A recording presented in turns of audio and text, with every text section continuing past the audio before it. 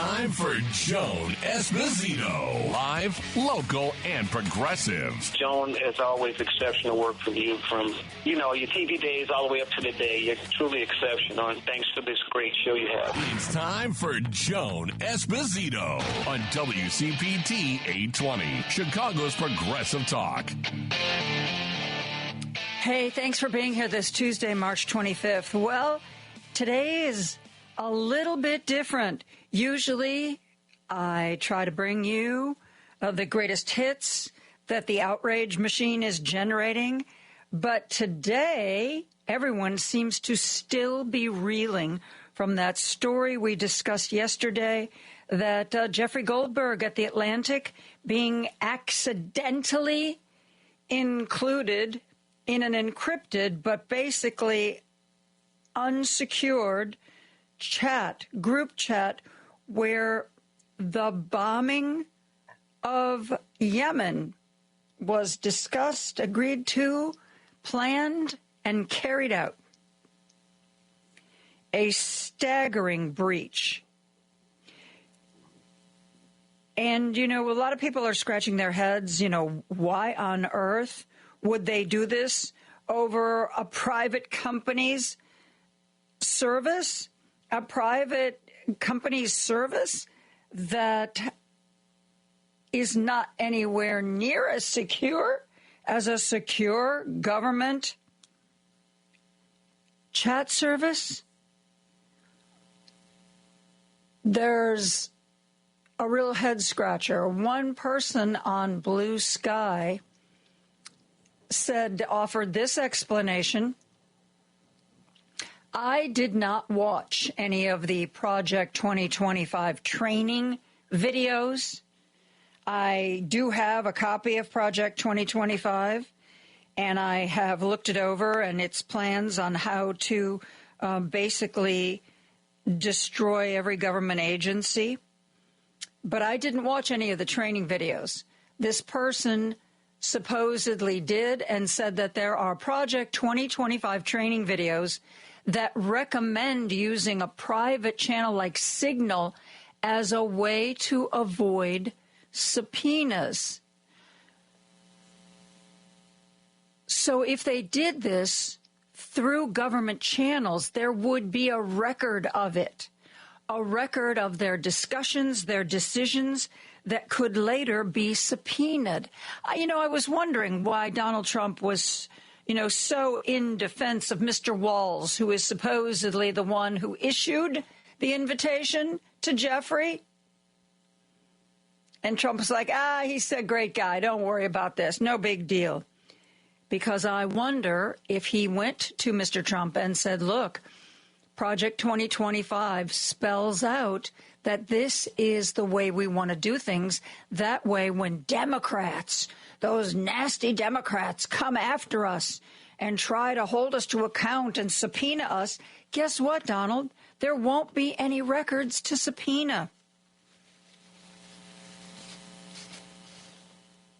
So this person said, according to the Project 2025 training videos, they recommended using third-party software so that there is no record, that those third parties don't retain the information the way government sites do.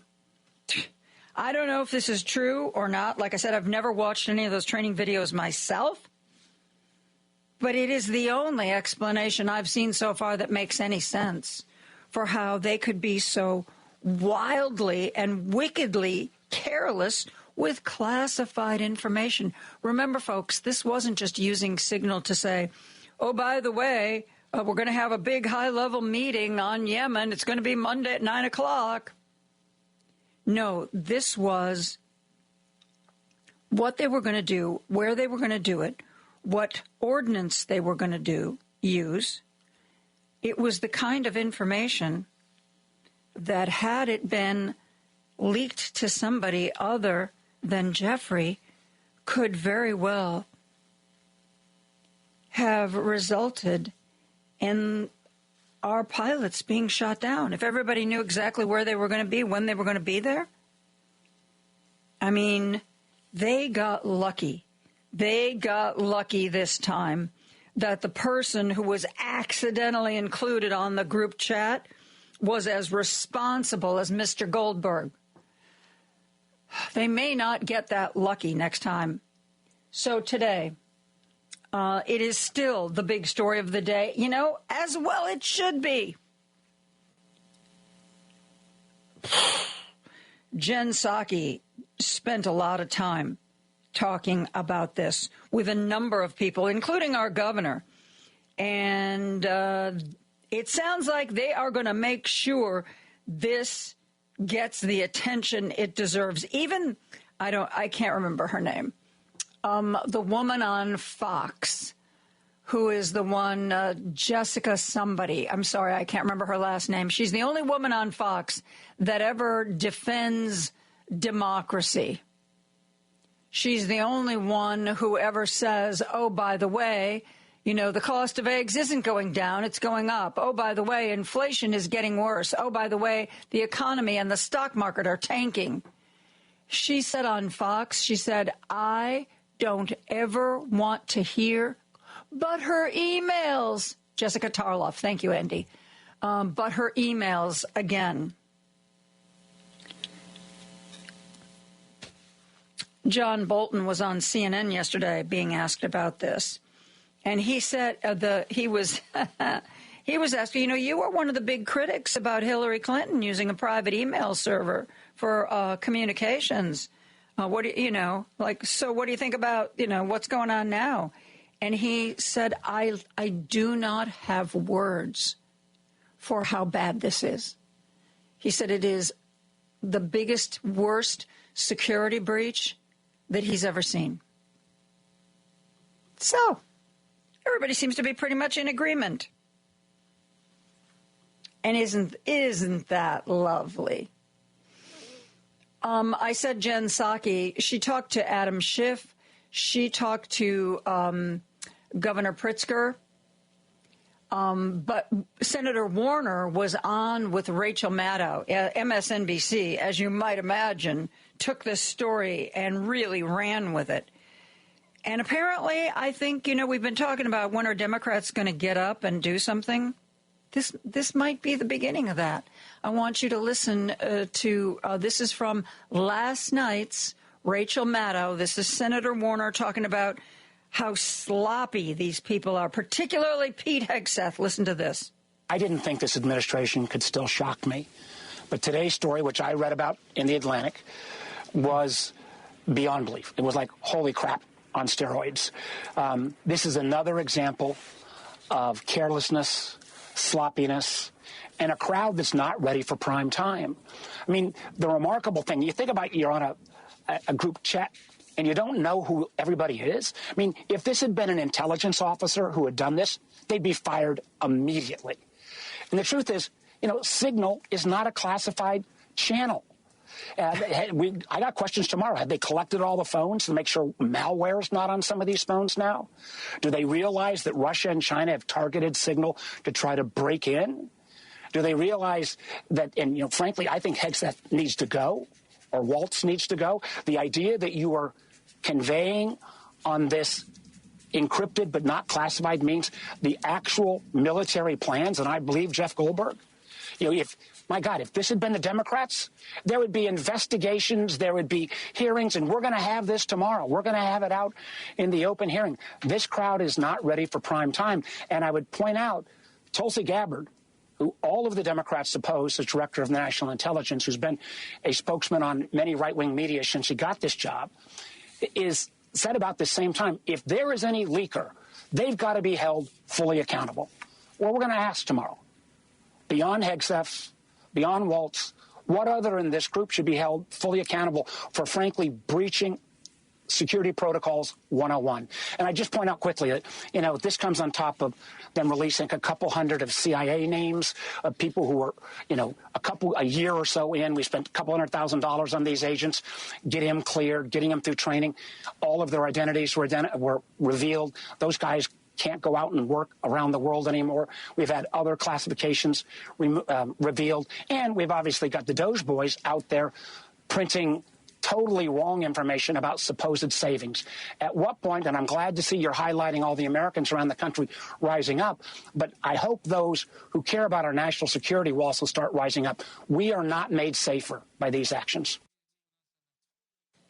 No, to put it mildly, we're not made safer. By the way, that was, of course, Senator Mark Warner, who's the Democrat from Virginia. He was speaking on the Rachel Maddow show last night. The Waltz he refers to is Michael Waltz, who is Trump's national security advisor. Jeffrey Goldberg of The Atlantic said the invitation to join this chat came from Waltz. Again, when he first got it, Jeffrey Goldberg thought, was he being pranked? And then he thought, was this sort of a Republican tactic, which, to try to kind of confuse Jeffrey and think he had some kind of access to get Jeffrey to release sources or other information that a journalist might want to protect? It was only when he saw that what they were talking about was happening in the way and at the time and with the ordinance that they had described in the chat that he first believed it was real. And then, remember, he reached out to the national security spokesperson who got back to him and said, yeah, it appears that this is an official, legitimate text chain that you've got here. I'm sure Waltz and Hegseth had a few words for their spokesperson. But, they got sent the thing, and is this for real? Is this legitimate? And the guy was like, yeah, looks like it. So there you have it. Governor Pritzker, as I said, was on with Jen Psaki. He was also asked about his reaction to this mess where a journalist was included in a group chat that included the vice president. It included Tulsi Gabbard, included the head of the CIA, included Michael Waltz. Apparently, not only Hegseth, but there was initials SM that people believe is Stephen Miller. This was the highest levels of government. And then we're supposed to believe the next day when Donald Trump was, I don't know anything about it. Nobody told me. Governor Pritzker was asked by Jen Psaki what he thought about this mess. Listen to this. I just have to ask you about the story we've been talking about throughout the show, which is this reporting by Jeffrey Goldberg about him being included on a signal chain with sensitive national security information, including war plans. What was your reaction to that story? I am outraged by this. This is, of all the things that we've been talking about, Medicaid, Social Security, Medicare, all the cuts that are affecting people's lives.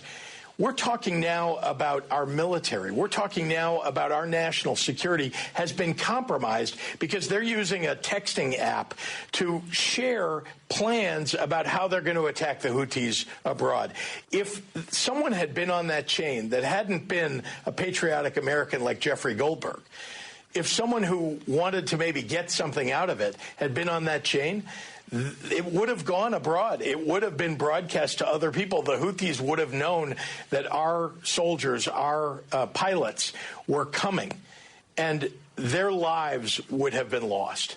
So this is not, we're not kidding around anymore. The confusion that they're causing, the chaos that they're causing, the Trump administration, that is now gone to the Defense Department, our intelligence agencies, and is being effectuated so that our military is being put at risk and our national security is being put at risk.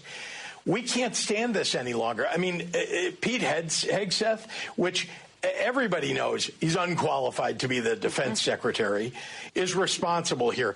Donald Trump should fire Pete Hegseth. But he won't. Even Mike Waltz, his national security advisor, who this invitation apparently came from, that included Atlantic editor-in-chief Jeffrey Goldberg in this highly classified signal chat? No. Even Waltz, who supposedly, at least on paper, appears to be the source of this mess, Trump said that Mike Waltz shouldn't apologize. I don't think he should apologize. I think he's doing his best.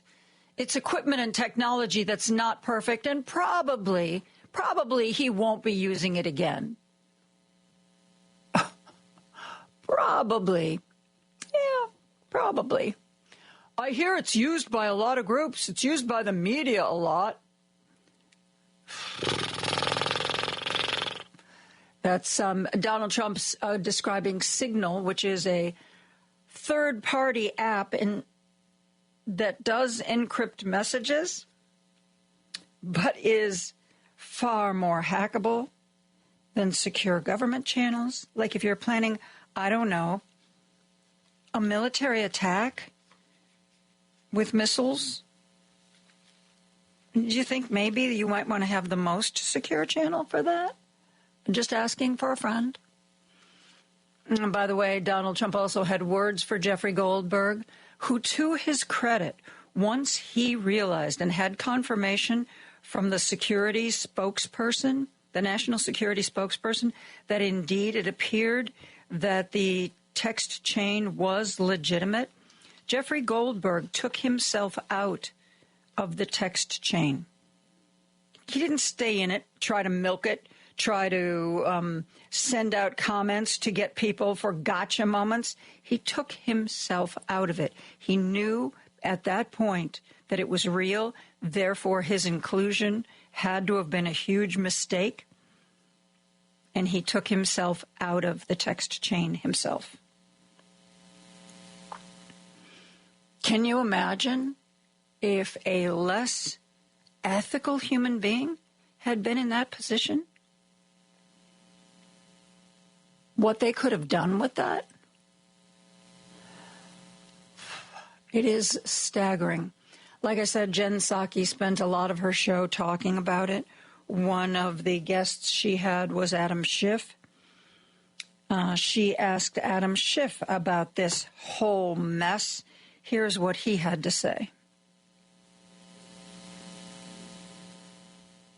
What was your reaction when you read this story in The Atlantic? It is stunning. I can understand Jeffrey's disbelief or thought that is this somehow contrived because it is so stunning and so incompetent and so dangerous in terms of the planning for this operation and who might have been on this text chain. But what really leaps out at me is that you have the director of national intelligence, you have the head of the CIA, and no one, it appears, bothered to say, hey, folks, should we really be talking about this here?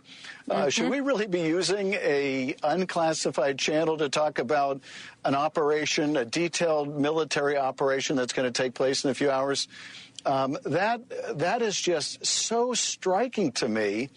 And it shows both a level of incompetence, but also a certain kind of arrogance that, some of the folks on that had to know that they should never be discussing these things on a Signal chat. But there is a feeling that they're beyond accountability. I mean, who's going to hold them accountability? They can break whatever rules.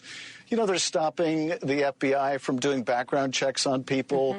They can deal with national security however they see fit. Of course, an incredible irony given all the attention to Hillary's emails, but just staggeringly irresponsible. And it's not just that they had a reporter by accident on this chat. They should have never been doing this on a chat to begin with. And what's more, who knows what phones they were using? Who knows the safety and security of those phones, whether a foreign government had already penetrated some of those communications. So the dangers are real. There should be a real accounting over this. But you can expect more of the reaction you saw from Hegseth, which is to attack the reporter rather than acknowledging their own dangerous incompetence here. Put pilots at risk potentially, but also it meant that the success of the operations could have been dramatically reduced. Yep. And let us not forget that Trump aides used to say that if there were security breaches, people should be fired, people should be prosecuted. But now what are we hearing about Michael Waltz? Oh, he's a good guy. Yeah, I don't think he'll be using that signal again. He's a good guy. You know, I didn't really know anything about it. I didn't find out till later. Nobody tells me anything. But that Michael, he's a good guy. I don't think he'll do it again. Do you? Firing? Who should be fired? Oh, you know who should be fired? Joe Biden should be fired. Because I'm positive that this is Joe Biden's fault. Don't you agree? It's got to be. Everything. How long do you think he's going to get away with that? Do you think in year 3 of the Trump term, he's still going to be saying that everything is Joe Biden's fault? Do you think maybe he'll have another scapegoat by then? Who knows? This is a chance for Democrats to show the people of this country that they mean business. This is the kind of thing.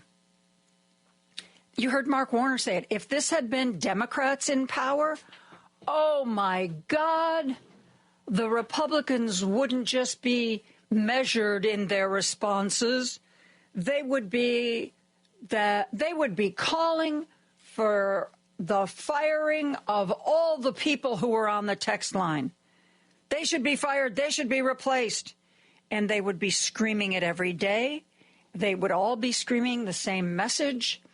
And the news media would be covering it day after day after day. And finally, then, Democrats would respond to the pressure. Let's see. Let's see. The shoe is now on the other foot. The Republicans have done something that is probably not only a firing offense, but somebody should most likely go to jail for this. But the Republicans are going to try to say it's no big deal. Nobody was hurt. It all turned out great. These are great people. What are the Democrats going to do? They have been handed a gold-plated controversy. What are they going to do? What are they going to do? And I think a lot of voters, Democrats particularly, are going to be paying attention. We don't want, in the mold of Susan Collins, we don't want lawmakers who are really disturbed. Oh, it's just, I'm disturbed. I think I will condemn them. Maybe I'll even ask for a hearing. Oh, my goodness, really? Oh, you're going to do all that? You're really disturbed? You're really angry? You're going to call for a meeting? Oh, my goodness gracious me. That isn't going to cut it, kids. Ixnay. I want to open up the phone lines, 773-763-9278. 773-763-9278. I've already started getting texts on that number. We are going to be very shortly taking a break. I will catch up on the texts, and we will talk. You know, Governor Pritzker had some other stuff to say when he was on with Jen Psaki. I'm going to try to get to that.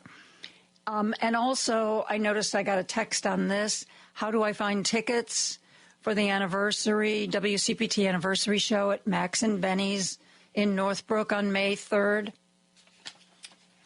Sadly, you do not. It is, the event is sold out. It's May 3rd, Saturday. You can still hear it on the radio. We're going to be live from 11 till 3, 2 hours of Hal Sparks, 2 hours of Richard, Patty, me, and other guests. But actually attending in person, it's a sold-out event. So I'm very sorry you can't make it in person, but you can listen live on your computer. You can use the TuneIn Radio app, and you can listen to us over actual terrestrial radio. We're going to take a break. We're going to be back with more after this. Joan Esposito, live, local, and progressive on WCPT 820. We have the phone and text lines open, 773-763-9278. Let's go to the phone lines and Wisconsin, where Marilyn is calling in from. Hi, Marilyn. Thanks so much for the call. Hi, I just wanted to correct some information that's out there. Okay. From my cousin worked for the Social Security system for 40 years, and there's a statement out there that 200 million people are collecting Social Security, correct? And there's a default system in the COBOL system that they use, which is the Common Business-Oriented Language, which was created in the 1950s by the Defense Department. And the time when Social Security started using it, if you've ever worked in the system, well, and I did, you can't go from field to field or space. You get this cursor that just keeps sitting there, and until you fill in that information, you can't go forward. You can only go backwards by like F12 or F something. You know, so they put in this obscure year of 1875, which means there's incomplete information. Now, when a person dies, you know, the funeral director forwards the Social Security number as dead. You know, that doesn't mean that Social Security doesn't register that information. In fact, they actually send it to the Internal Revenue, which is a nice thing for the people, you know, involved. Yeah, that's the thing that Donald Trump and Elon Musk apparently willfully misunderstand. You're right. It is a bookkeeping. There are not lots of people who are 139 years old getting Social Security, but some of the tables that talk about Social Security go past the logical death date of any human being. It is a statistical way of looking at Social Security. It doesn't mean that there are hundreds of millions of people who are over 110 getting benefits. Well, and then, too, the system used certain years as a default system, you know, within the system to basically there's not enough information. You know, I mean, there's information that the person is dead, but maybe some things are incomplete, you know. So, you know, there's this fallacy out there that there's 400 million people that are dead collecting Social Security, which, think about it, we have, approximately 360 million? You know, but, well, I was just a little irritated. I was listening to Tom Hartman, and he said, well, the Social Security system basically puts in inaccurate information, but they don't. It's a default system. It's what I like to call, Marilyn, computery stuff. It's computery stuff. I think. Well, no, use the correct information. It's a default system, you know, where there's incomplete information that they need to forward. These people aren't alive. There might be, you know, a license of a coroner where the number is I get what you're saying. You know, or something. I get what you're saying. Thank you for sharing your, was it sister or sister-in-law story? Oh, my brother-in-law. Your brother-in-law. But he worked 40 years for the Social Security system, but he's in the hospital now. And I was visiting with him, of course, and we talked about it. Well, please thank him then. That's what it's all about. Yeah, thank him on our behalf. You know what? Give a call out there to all Social Security workers. These are hard, frickin' working people. He worked 30 years without being sick one day. Well, they are wonderful people. I've had to meet some of them in person before to help me straighten out some government stuff, and they're the best. And Marilyn, I got to move on. Thank you so much for the call. All right. I appreciate it. Love you. Take care. Thank you. Let's go to Champaign. Stan is on the line. Hey, Stan. Thanks for the call. Hey, Joan. Thanks for taking my call. It's really nice I was able to get through. I've tried several times to get through and not been able to make it, but I made it this time because it just turns out that my timing was perfect. I didn't get to make my first appointment, so I had time to call you at an appropriate time to get on. But anyway, first, I got a couple of things I want to talk about. Let's see if I can remember them both.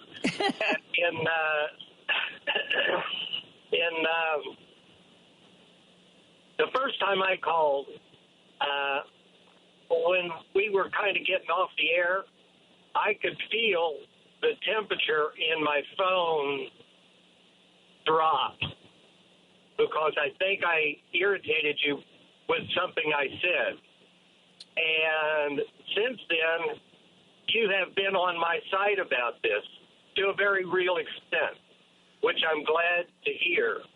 Because what I said that first phone call was we have a propaganda media in this country. And we do. We have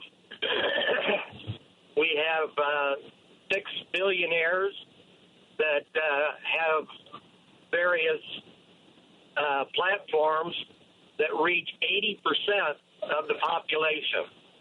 Those 6 billionaires were the guys at Trump's inauguration this year, sitting ahead of his cabinet people, as you, I'm sure, remember. And it's that kind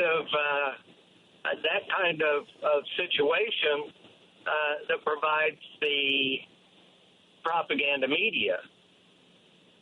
Back in 2006, I started a radio program with a nonprofit radio station here in Champaign, and I did that for 10 years. I was able to have a talk radio show for 2 hours a week where I talked about national politics. And during that time frame, I went to a meeting of, I think there's 6 states involved, and they used to, Farm Progress Show is the name of the organization. And I was sitting there. They had bands and stuff like that between people walking around to look at different tractors. And I was sitting there, and the people from a local radio or TV station started at one end of the aisle, which was down below where we were sitting, and they'd ask one person, and then they'd not get the right answer, and then they'd go to another person, and then another person, and another person. Finally, they got somebody that they wanted to interview. So I'm kind of a curious kind of guy, so I go down there, and I start asking the people that they didn't actually interview what the interviewer wanted to know. And this was in the early 80s, so this was before I took my radio program. But anyway, they were asking if the 16 and 18% interest rates on property-type loans, whether it be homes or farms or whatever, if that 16 or 18% interest was having an effect on their profit margin. And all of the people that they did not interview said, I don't have any loans. I don't have any loans. I don't borrow money to buy land. I just pay for it. You know, stuff like that. And then they finally got to the one person that they did interview, and that one person, of course, followed what the purpose of the interview was about and said, yes, the interest rates are really hurting me. I might go bankrupt, blah, blah, blah, blah, blah. And they had that kind of thing. Well, it would be interesting. It would have been interesting to see the final news package that reporter put together.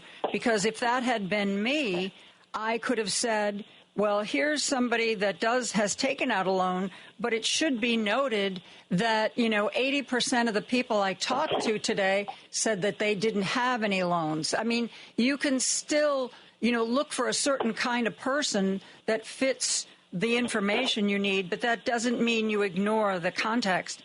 I really appreciate the call. We are late getting to a break. Thank you so much for the call, though. I appreciate it. And Stan, thanks. We'll be back with more after this. Joan Esposito, live, local, and progressive on WCPT 820. Taking your calls about the news of the day. Let's go to our good friend Jim, who is calling in from Chicago. Hey, Jim. Hi, Joan. As far as I'm concerned, you broke this story. Yesterday, I mean this is the bottom of my heart. You understood the ramifications of this faux play, and I was I didn't understand it. But this story has legs, and this is the first story. This is the first story in moons that has legs. And even today, as it develops, they're delving into 2025, Project 2025. He's trying to get to the bottom of how they want to disperse misinformation.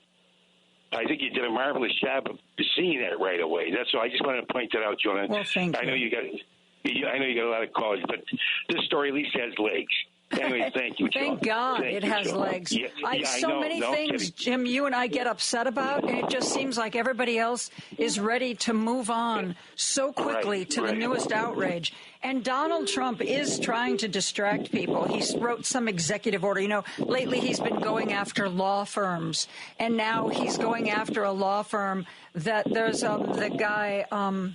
Andrew Weiss, who's on MSNBC. He was part of Mueller's team, and he's been a legal analyst. And now Donald Trump signed some executive order going after his law firm. I mean, it's just ridiculous. It is just ridiculous. But let's stay focused on what's important, getting Hegseth to resign. Right. And not only that, but look at the explanations they're giving. That's the beauty of it. They're focusing finally on the rhetoric they're using. And that's what has to be done for our sanity. Anyway, Joan, as far as I'm concerned, you broke the story. And have a good afternoon. Thank you, Joan. Thank you. I appreciate that. I like those kind words, Jim. Let's go to Chicago. Our good friend Ron is on the line. Hey, Ron, how are you? Oh, pretty good. Well, first of all, this proves once again that all cabinet members are unqualified. Yep. And Trump first said this was just a glitch. Then he started blaming Democrats and the media. Yeah, it's all Biden's fault. Yeah, he mentioned that too. And Chelsea Gabbard told the members of Congress that a planned military attack is not classified information. Yeah, well, I don't know if that's not classified information. What would be? A military attack on a country? Who's going to do it? When it's going to happen? How it's going to happen? Good grief. I can't imagine more classified than that. Right. And also, this is probably done because they wanted to avoid the Freedom of Information Act. They did not. Well, that's what somebody posted on social media. If you do something through government channels, there is a record of who was there, what they said, what they posted, what they shared. And if you use Signal, there's no record of that over time. It's supposed to be wiped out, deleted. And that may have been why Donald Trump was so quick to pardon and excuse Mr. Waltz, whose snafu this appears to have been, because I think he just was like, hey, you know what? We are trying to protect you. We're making sure that we're doing this to make sure there's no record so nobody in a future Democratic administration can come after you. Oh, I see. It's for me. That's okay then. It's all right. Yeah. And also, I'm pretty sure that this is not the first time they used the Signal communication. This is not the first time they tried that. Probably not. Probably not. Okay, thank you. All right. Thank you, Ron. Let's go to Steve, who's on the line from the Gold Coast. Hey, Steve. Yes, and I wanted to make the point that this is what happens when you have this sort of administration. So we've had, presidents who come in and people get nominated for various positions, cabinet heads and so forth. And yes, many have inquired, well, what exactly qualifies them to hold such a position? And what does it mean for continuity in terms of this office? Well, the reason that things continue to work fairly well is that undersecretaries and the rest of the institution continues to remain the same.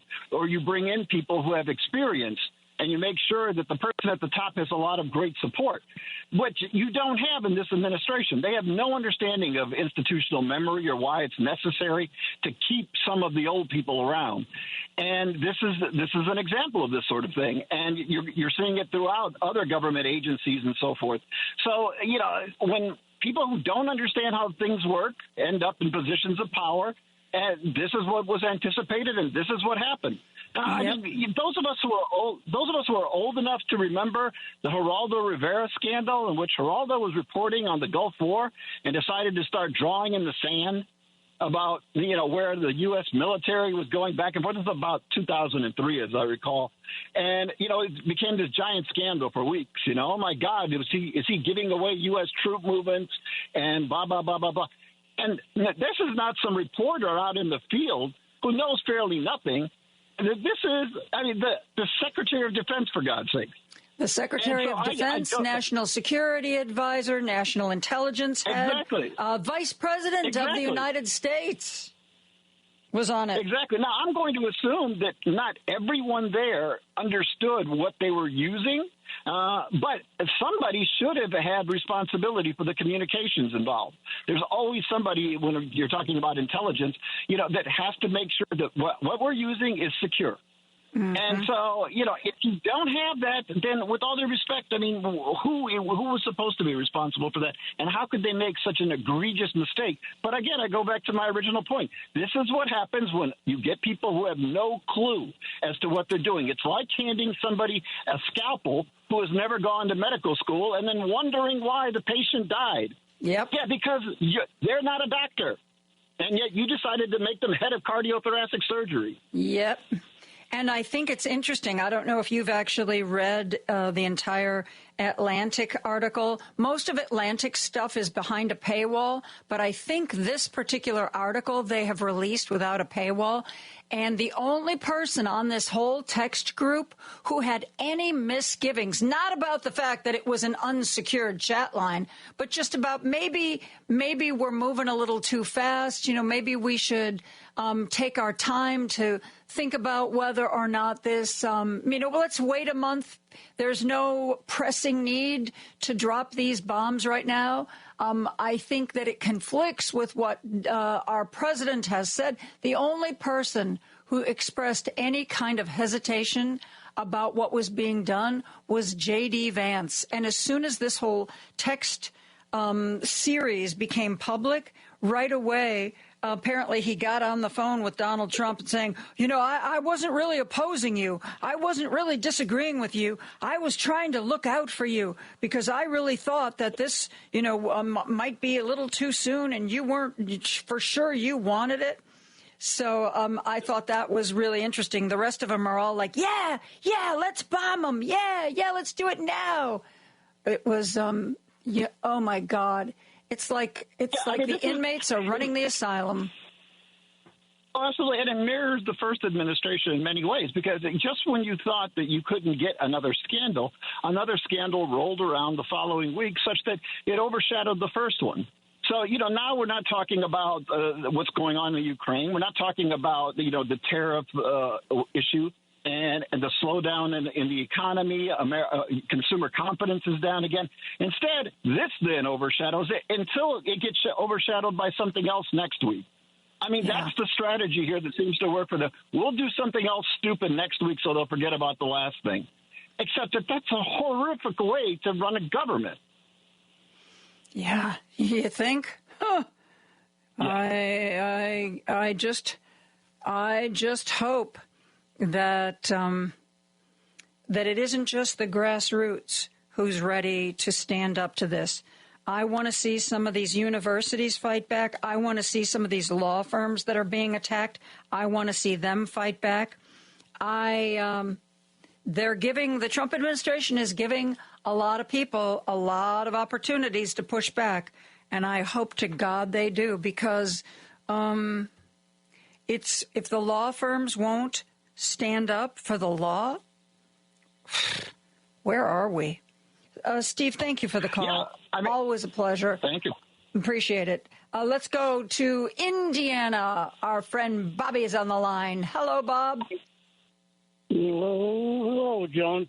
Boy, somewhere Hitler's got to be rolling over in his grave in hell saying, why couldn't we have this batch for D-Day?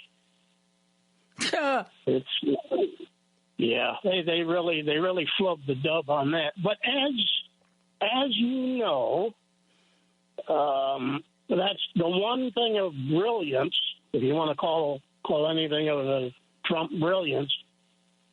While this is going on, the rest of his multi-ring circuses is going on.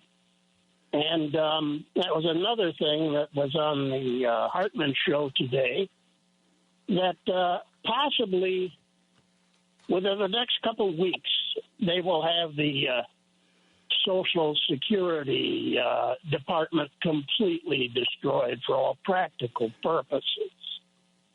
And I would just like to say to all of your fine listeners, get a hold of your U.S. reps and senators one way or another, whether they be Democratic or Republican. It's going to be hard with the Republicans, at least here in Indiana.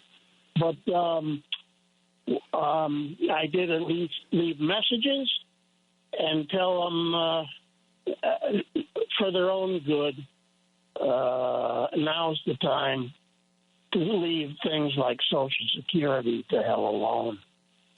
Well, you know, Bobby, if they have half a brain, which of course is up for discussion, they should understand. Oh, dear God in heaven, I have been reporting about and around politics for many, many years. And the one thing you don't touch is Social Security. It is the third rail. You don't do it if you want to have any longevity as a politician. And, you know, we're going to see. We're going to see how these people try to survive this. I don't know. I hope it bites them. I hope it bites them good. Yes, several times. Lots of biting. All the biting. Yep. Bobby, thank you so much. Appreciate the call. And for most of the people who have been texting in, you know, they're saying that, you know, why should we be surprised?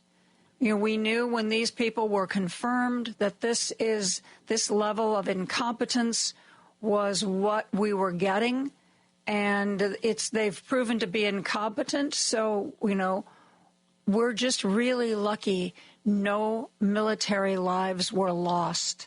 We are really, really lucky that no pilots were shot down because this kind of information got leaked. But will we be lucky next time? Because if you think this is a one-off, like we were just talking about, this isn't the first time they've done this and done it this way. You know it isn't. We are in this for the long haul, kids. We're going to take a break. We're going to be back with much more after this. Now back to Joan Esposito, live, local, and progressive on WCPT 820. And joining me now is Dr. John Murphy, professor at the University of Illinois Department of Communication. We talk about political speech. And I have some questions about political speech currently being offered to the various media outlets that I find very confusing. And I can't think of anybody I'd rather talk to it about than John. John, how are you these days? I'm doing as well as anybody's doing today, Joan. Yeah. I guess when you follow an administration which has the philosophy that a scandal a day keeps the doctor away, it's going to be a weird 4 years. Yeah, and when there does seem to be a scandal, I know what I'll do. I'll do something really bizarre from the White House. Give me that executive order paper. Bring that over here. I'm going to find some really wackadoodle executive order I can sign, and then, like little birds following a shiny object, the media will start reporting on that, and they'll ignore this big crisis, like the fact that pretty much every top-level person in my government was on an unsecure group chat that accidentally included a journalist to plan a bombing by the military.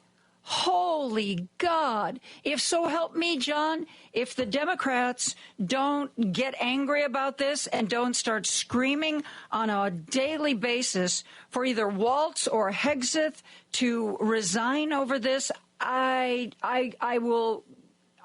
this was a controversy handed to them on a silver platter. People are so angry that those in leadership don't seem to be really pushing back against this administration. If they don't push back over this, all hope is lost, John. All hope is lost. Well, I think honestly think this is an ideal scandal to push back on. And we started to see it today. There were hearings. The head of the CIA and of the Director of National Intelligence were both previously scheduled to testify in the Senate today before a congressional hearing. And they were hammered. They were hammered throughout the day. So if the legacy media does not cover that and does not point out that the Democrats were hammering them today, then that's their fault. But I think the second thing that's true is that the media will continue to pick up on this because it's such an easily understood scandal. And that's the advantage this has over, say, what DOJ is doing or what's going on in other parts of the government. The outline is very clear. Everybody understands just how dumb this is. Most people have participated in group chats, whether it's on Signal or Facebook or Messenger or whatever it may be. We've all been a part of group chats, and we understand that you have to make an effort to include somebody in a group chat. So who did they think they were including when they brought Jeffrey Goldberg in? I mean, the whole thing is just filled with these sorts of questions that I think will cause it to linger for quite a while. Yeah. And, you talk and study about presidential rhetoric. Tell me why Donald Trump is coming to the defense of Mr. Waltz, saying, Michael Waltz, he's a good guy. It was like he didn't mean to do anything bad. He's a good guy. He doesn't have to resign. Because apparently the invitation to join the text came from M. Waltz, the one that Jeffrey Goldberg got. So why is Donald Trump defending this guy? Why isn't Donald Trump throwing him under the bus? For centuries, scholars have discovered that there are basically 4 strategies to respond to scandal: denial, division, bolstering, and transcendence. Denial is the strategy Donald Trump always chooses. He always argues that nothing bad happened, that it's perfect, that he's done great. He seemingly believes that if you simply deny, nothing will stick to you. And he's got a significant amount of evidence to show that. And so, back in his first term, when he made that phone call to Zelensky and demanded dirt on Joe Biden, he called it a perfect phone call. He said there was no reason to impeach him on that he wasn't violating any law, that it was an absolutely perfect phone call. Other administration officials are using the other strategies. And so division is when you acknowledge part and deny part. And so they're saying, look, yes, the chat took place, but there were no war plans involved. Now, that requires a pretty tight definition of war plans. Yeah. They're also saying it was a great conversation. We saw how mature and thoughtful our officials are. So that's bolstering. Yeah, they're saying, we're really great. And then finally, they come down to, hey, nothing bad happened. The strike went off, and it's fine. That's transcendence. You try to rise above the issue. I think it's going to be really hard to pull off any one of those four. Bolstering's particularly silly. I can't imagine John Kennedy during the Cuban Missile Crisis sending an emoji to his brother Robert. A happy emoji. We got the Russians to take out the missiles. I know. It's a remarkable thing. But those are the four strategies. And Donald Trump has always shown that he will simply deny, even when the facts are in front of him, even when people say, hey, we've got a tape recording of you saying this. He will say, no, that's not me, or that was faked, or that's this, or that's that. There is some speculation today that the reason that they were using Signal is because they didn't want to go through a government channel that would be archived, that, in case there was a Democratic administration that wanted to go after Trump, that there would be no record. They can have these discussions, they can make these decisions, they can formulate these plans without there being any permanent record. What do you think of that theory? Oh, I think it's absolutely true. This is how Donald Trump has always operated. He's operated like a mobster. He once told his White House counsel during his first term that Roy Cohn never took notes. And that's how Roy Cohn could advise him on what he should do. He would repeatedly crumple up paper and throw it in the waste paper basket that his aides, understanding the Presidential Records Act, would retrieve and unfold and try to save. And so he has consistently tried to dodge the demands of the Presidential Records Act, of the National Archives, and that's only now running throughout the entire administration, and it's been reinforced because it was the National Archive who figured out that he'd stolen records and taken them to Mar-a-Lago and piled them up in his bathroom.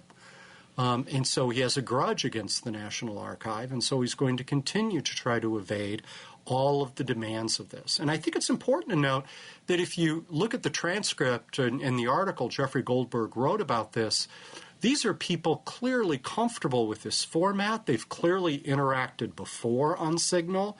We need to know what other conversations have taken place on Signal between these people, because they're clearly doing this a lot. They're happily using the emojis. They're making jokes. They're going back and forth. They know what they're doing. This isn't some brand new thing for them.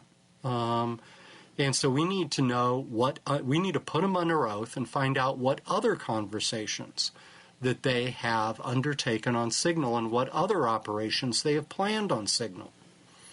That's a really, really good point. You're absolutely right. They did seem very, very comfortable. Do you find it surprising that nobody noticed that there was an extra phone number on the group chat? I do. I do notice too. who's in my group chats. And again, it takes an effort to do that. Anytime you're setting up a group chat, you've got to send an invitation to somebody. They've got to accept the invitation. There's a process to this. You see them. You see them listed. I do my fantasy baseball or football draft, and I see it. And we look at the list and we say, oh, so-and-so's not here. Come on. We're going to give him a bad player if he doesn't show up soon. We do stuff like that all the time. It takes an effort. So, the question partly is, who did they think they were inviting? Waltz invited him. So who did they think they were inviting? Who's JG? Who did they think had the initials JG that they were going to invite to this? And whoever JG is, they must have a phone number that's somewhat similar to Jeffrey's. You would think, because even though I don't have all my friends' phone numbers memorized, I know that if I'm reaching out to somebody in the city of Chicago and the area code is 303. I'm like, wait a minute, that's not right. That doesn't look good. I don't know who that person is. So that's a very good question. It's just inexplicable in so many ways. I mean, right now we're sort of hitting the surface of it, which is these guys on an unsecured channel that will not be recorded or archived planned a military operation of the United States in ways that endangered the people that were undertaking that military operation. And that's very important to look at. And that's what we're doing right now. And that's what the congressional hearing today ended up being about. But there's a whole sequence of questions that start to tumble out of that we need to start paying attention to. And that's why I say this is such a great scandal for media coverage, because there are some sorts of scandals that just obviously stop. Somebody does a bad thing and you go, okay, and they resign, and then it ends. A Republican state senator in Minnesota introduced a bill several days ago that would officially designate Trump derangement syndrome to be a medical disease, and then the next day got arrested for soliciting a minor. Mm-hmm. He resigned from the Minnesota Senate. That's a scandal. It ends. You go on. You get follow-up stories of however many years he ends up going to jail. But this scandal has a whole series of questions. And they're not just going to end with the immediate problem. They're going to start saying, hey, how often are they using Signal? Are these conversations being recorded somehow? What is the procedure for inviting people onto this? Why aren't they using the secure channels the Pentagon has? How many times have they been on this? Who did they think they were inviting? All of those things start to come up. And there's even questions that I've seen where I'm not experienced in this, but White House staffers say, look, they're having the kinds of conversations that should have been hashed out at a lower level. You don't invite principals to a meeting to figure out some of these things. You're making the decision. You're not giving people specific packages for the military attack. And so there are all kinds of questions that emerge out of this that I think we're going, and those are exactly the kind of questions reporters love to dig out and they love to trace through. Well, let's hope that they don't lose this thread when the next big outrage comes out of the White House. John Murphy and I, a professor of University of Illinois Department of Communication, we are going to be taking a break. We're going to be back with more after this. Don't turn that dial. A dangerous mistake to make. Joan Esposito, live, local, and progressive, returns right now on WCPT 820. I'm talking to Dr. John Murphy, who's a professor at the University of Illinois in the Department of Communication. He is an expert on presidential rhetoric. And aside from his, Michael Waltz is a good guy, he didn't mean to make a mistake, let's all give him another chance, when it comes to this Signal disaster, how would you rate Trump's rhetoric so far? Incoherent. That's the word I would use most often, and I'm using it pretty carefully. That doesn't mean it's ineffective in ways. One thing does not connect to another. And so most of his discourse has appeared via Truth Social or in press conferences. And so he tends to do bursts of thoughts on particular issues, and then they spin off in another direction and never come back. And we don't quite hear about it again until he moves on to something else. And then there's something else, and then there's something else. So, for instance, he is undertaking a major reorientation of U.S. foreign policy. We are becoming closer to former adversaries. We are distancing ourselves from former allies. We are reducing our commitment to Europe. We are distancing ourselves from Canada and denigrating Canada. This is absolutely against the past 80 years of U.S. foreign policy, if not longer. Normally, when presidents do that kind of thing, they give a major speech. They justify the change they make in foreign policy by, John F. Kennedy speaking at American University about his desire to negotiate with the Soviet Union, or Ronald Reagan urging the Soviet Union to tear down this wall, or other kinds of those major speeches that justify the changes that they're making. Trump does not do this. It just becomes a series of incoherent messages. And I think that is for two reasons. One is that he does not think very coherently. And the second is that it allows him to dodge accountability. Nobody can nobody can latch onto his arguments. For instance, if he gave a major speech saying he's going to reorient U.S. foreign policy toward the more authoritarian states that he believes in, the kind of hierarchical system and values held by Vladimir Putin, that he sees us having interests with Russia more than Germany, that's a coherent, full argument that then journalists and opponents and others can start to say, hey, wait a minute here. What are these values you say we have in common? And start to pick at it and start to follow it. People develop arguments in opposition to that. But if he simply tweets out, Putin's a great guy, we go, oh, my God, what are you talking about? And Social Security is a Ponzi scheme. What? It just becomes this series of moving targets that becomes very difficult for people to dig into and figure out what they should say in response. And also, when he says something that really bombs or backfires because it is done in such a strange way, that's why his aides are, oh, he was joking. He was being sarcastic. Couldn't, are you so dumb you couldn't pick that up? Because you're right. It isn't just like, here's a formal speech, here's what we're doing. It's just like, Putin's great. Yeah. And he very much likes to say, hey, this was, I was joking, can't you tell? He will often try to toss stuff off as a joke or a laugh, or he was making fun of people or something like that. And the evidence is absolutely clear that this man has no sense of humor at all. It simply doesn't exist. He has no sense of irony, no sense of humor. He can't make jokes. He doesn't tell jokes. His speeches never have jokes.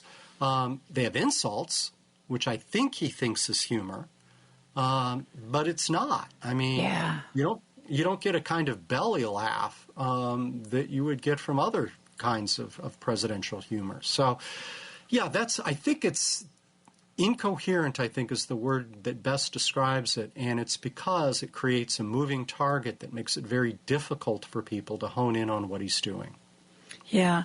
I have to ask you, the apparent ambush of Volodymyr Zelensky in the White House during what was supposed to simply be a smiling, non-speaking photo op. Bring the cameras in, have them shoot the crowd from all angles. We call that a spray. Spray it. And then they were supposed to leave that room, go to another room and sit across the table and actually have conversations and negotiations of substance. But instead, J.D. Vance and Donald Trump seemingly, in a way that was planned and not spontaneous, started going after him. Talk to me about that. I think there are two interesting things about that. One is that it reveals once again, and perhaps as clearly as we've ever seen it, that the only way to work with Trump is to flatter Trump. That you must sort of bend over and bow to the authoritarian leader. And President Trump clearly felt he had not received that sort of submission from President Zelensky, and indeed, I think still holds that grudge, as I mentioned earlier, from 2017 and 18, when he nearly got impeached and removed because he tried to get dirt on Joe Biden from Zelensky. And I think that has a lot to do with what goes on here. The second thing I think is quite revealing is the role of the vice president in this administration. I am starting to believe more and more that Vice President Vance, probably not with Donald Trump's knowledge, it plays a very important role in the administration. You started to see it in the Signal chat, where Vance says, I don't think the president understands what he's doing here or what's going on, and that I don't want to bail out Europe once more. That coincides with the speech he gave a month or so ago when he went to Europe and told them to take a long walk off of a short pier. And it's starting to become clear to me, I think, that Vance is the link to the tech bros and provides the sort of ballast, if there can be such a thing in the Trump White House, that sets policy. And that Trump allows a lot of this to go on because he simply can't focus on the day-to-day administration. I'm starting to wonder if Vance is becoming a kind of prime minister who coordinates the other cabinet officials. And because they're so unimpressive, they will take leadership from somebody like J.D. Vance because, they don't know how to do their jobs. Though in that signal chat, even though he raised concerns, said he didn't want to bail out Europe again, and he didn't think that this was what the president wanted, or how did he put it? Something like it was inconsistent with previous messages from the president. And yet I think he wraps up by saying, but, like if you guys want to, you do you go ahead. Just, weighing in here. But, if you really think this is the way to go, A-OK. And I thought it was very wishy-washy. Yeah. He also gave messaging advice. We can just blame Joe Biden. So I don't know. It's murky. But I think he has a particular obsession with attacking Europe. And that was the major objection he made to this. He was also concerned that there might be a rise in gas prices out of this, which he understands would be hurtful to the Trump administration, even if the others on that call did not. So I think those couple of things entered in there, too. It just seems to me that his presence in the Zelensky and the lead he took in that shows that he's playing a larger role in this administration than perhaps we had thought he would. Until COVID, Mike Pence played no role in the first Trump administration and did not articulate, did not give the kind of speech J.D. Vance gave in Europe a month ago. Now, J.D. Vance seems to be doing that kind of thing. So, I think that's worth looking at. And, of course, they all are jockeying for position because President Trump is already a lame duck. So there's going to be jockeying for position from day one. I also think, because, the Donald Trump we saw in the first administration, oh, shoot, never mind. I got to hold that thought. Let's see, John, this is going to be a test. Will I remember what I was going to say when we come back from this next commercial break?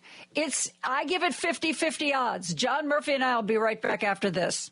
Joan Esposito, live, local, and progressive on WCPT 820. I am joined by John Murphy, who is a professor of communications at the University of Illinois. And indeed, I personally wouldn't have taken the bet, but I do actually remember what it was I was getting ready to say to you when we took that last commercial break. You pointed out a big difference between Mike Pence and J.D. Vance. Mike Pence was barely there. I mean, even when he was put in charge of COVID, he was barely there. He seemed so afraid of saying something wrong that he just really sort of faded into the woodwork as much as humanly possible. And we are seeing a different vice president in J.D. Vance. We know from his first term, we've gotten to know Donald Trump pretty well. He wants to be the most important person in the room. He wants to be praised. He wants you to do something that makes him richer. In other words, he's a real me guy. He is not the kind of guy who wants to share the spotlight. And J.D. Vance is taking some of that spotlight. I think, John, it has to do with money. The same reason why Elon Musk basically gave that press conference in the West Wing while his little boy was putting boogers on the Resolute desk and telling Donald Trump he's not the president and that he should shush. Donald Trump isn't the kind of guy to take that sort of thing. And then shortly thereafter, suddenly Elon is announcing that there's this $100 million he's just got lying around. So he's going to put it in various things that Trump can tap, basically a slush fund. J.D. Vance is tied not only to Elon Musk, but even more closely to another billionaire, Peter Thiel. Peter Thiel has really supported, some say he's created J.D. Vance and I think that Donald Trump is acquiescing to J.D. Vance stealing some of the spotlight because he doesn't want to make an enemy of somebody who could potentially make him richer. I think that's probably true. Plus, I think Mike Pence was simply uncomfortable. He was a traditional Christian conservative with radio talk show sort of credentials. He had served as a representative and a governor. He would have been perfectly comfortable in the late Reagan era all the way through George W. Bush, and he was perfectly comfortable with that brand of Christian conservatism. He simply didn't fit into MAGA world. It's awful to contemplate, but we've now had 10 years of MAGA world. And the language and the way you talk and move and how you flatter Trump and how you do this, it has become second nature to a lot of these guys. And J.D. Vance politically grew up in that world. 10 years ago, he wasn't in politics at all. His sole political language is this weird, strange MAGA world language of dear leader and, sent by God and this, that, and the other thing. And, he's good at it because it's the only language he knows. Mike Pence tried to adapt to it and just couldn't say it. J.D. Vance can say it. I think it's also true that he's deeply tied into big money sources, and Trump is wary of that. He knows that somebody like Peter Thiel or Elon Musk could buy and sell Donald Trump. And so as a result, he's actually facing some bigger dogs than he's used to when it comes to J.D. Vance. And I don't understand why Yusha Vance is going to Greenland. What is the upside for that? What is the Trump administration win that people don't just spit on her if she gets in and gets out with no bruises? Is that a victory? Is it? Explain that to me. Is she supposed to make a big speech about, wouldn't you really rather be part of the USA? Oh, I'm sure she's not going to make a big speech.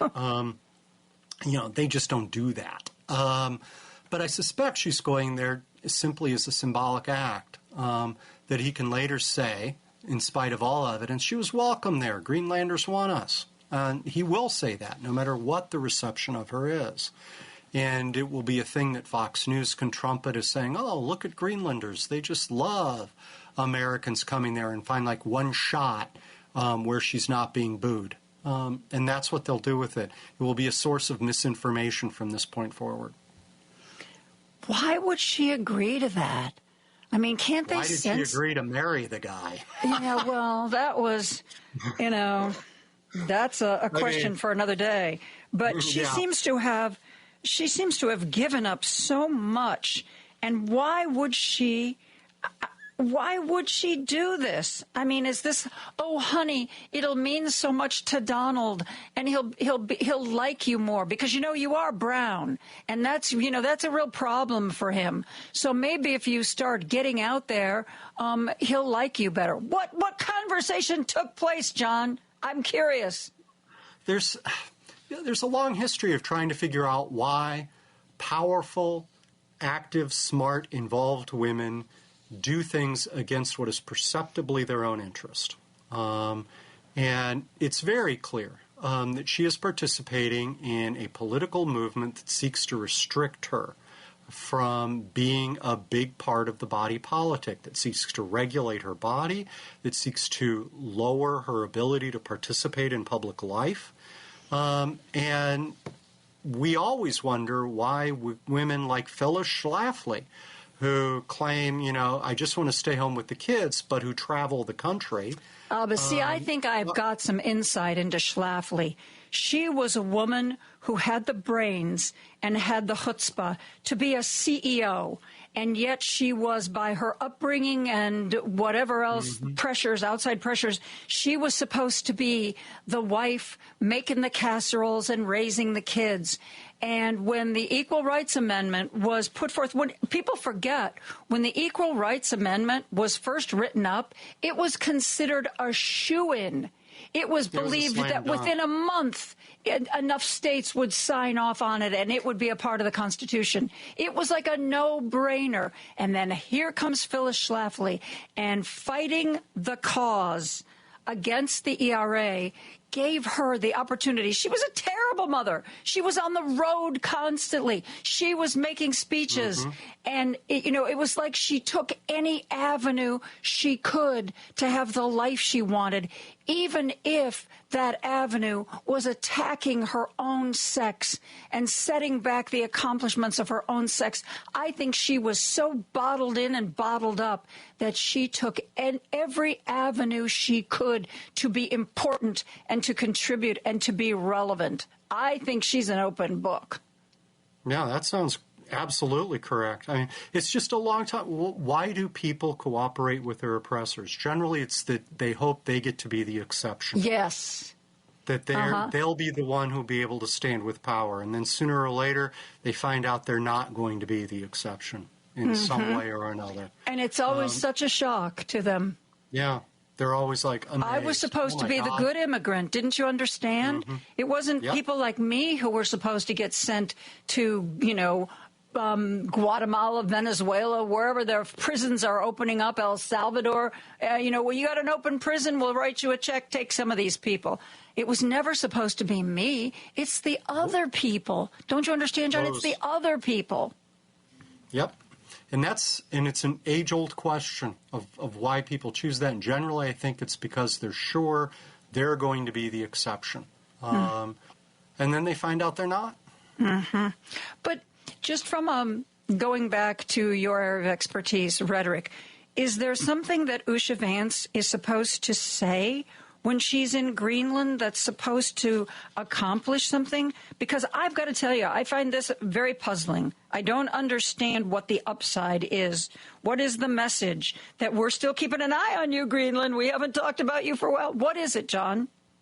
I think it's that message, and I think the message is nonverbal. It's a visual message. They'll take shots of her next to big piles of snow. They'll show her looking off into the distance of the tundra or whatever may be up there. They will show her on Greenland soil. And it doesn't really matter what she says. If she says anything, it will be the pictures that will be important. That here is an American laying claim to Greenland, as it were. And I think that's what this is about.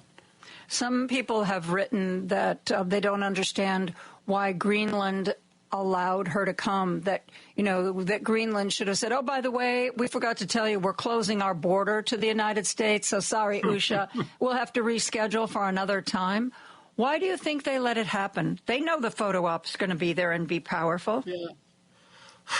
Honestly, this is a community of, 60,000 people. I don't think they've very much been in the world spotlight, nor do they think in terms of those kinds of strategies. So I suspect she's announced she's coming to an open event where there can be spectators.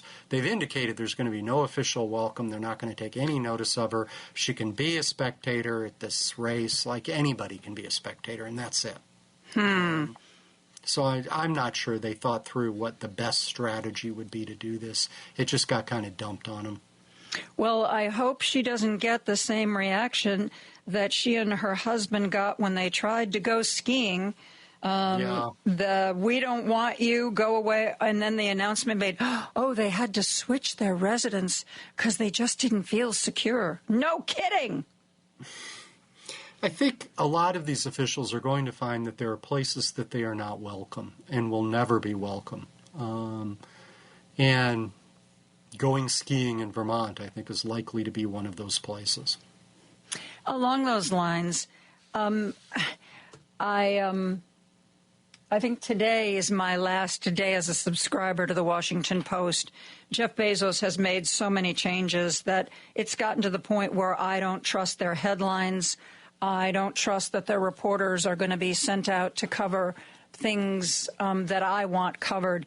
So I have done away with my subscription. But one of the debates that the restaurant critic has had recently is, should people like from the Trump administration face protest like if they go out to dinner? Remember there was that famous case where I think it was Sarah Huckabee went to a restaurant and they basically said, the people here don't like you and we really don't want to serve you. So, hit the road.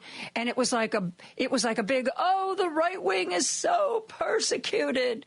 And the big debate is, you see somebody across the way who's like Stephen Miller, who you think is just one of the worst human beings ever to walk the face of the earth.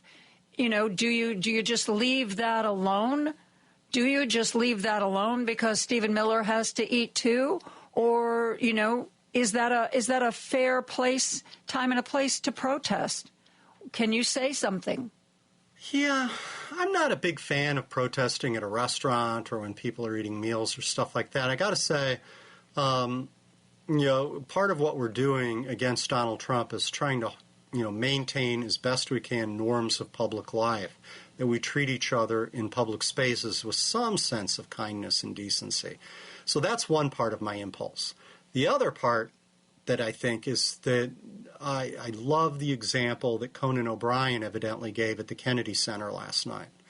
When he was honored with the Mark Twain Prize, rather than directly attacking Trump at the Kennedy Center, which Trump has now taken over, he gave a long encomium to Mark Twain, and of course he praised all the qualities of Twain, that Twain hated bullies, that Twain hated rich guys, that Twain made fun of them.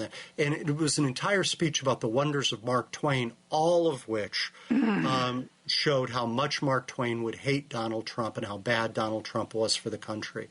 It was beautifully done by indirection. And so perhaps you serve Stephen Miller and say, oh, the food you're eating, this is a recipe that comes directly from Venezuela. That it is some of our, finest ways we make steak. It was brought to us by an immigrant from Venezuela, who is our chef here today. Let me introduce you to him. Immigration has certainly made this country great, hasn't it? Wow, I like that. I like that passive-aggressive way of doing things, though I will also say I saw a clip on social media that was actually filmed by the woman causing the problem. Apparently, a woman, she must have been wearing a MAGA hat, went into what is clearly a gay bar, a very gay bar, and the guy behind the bar was apparently the owner, and he looked at her and he was like, no, just turn right around, walk right back out.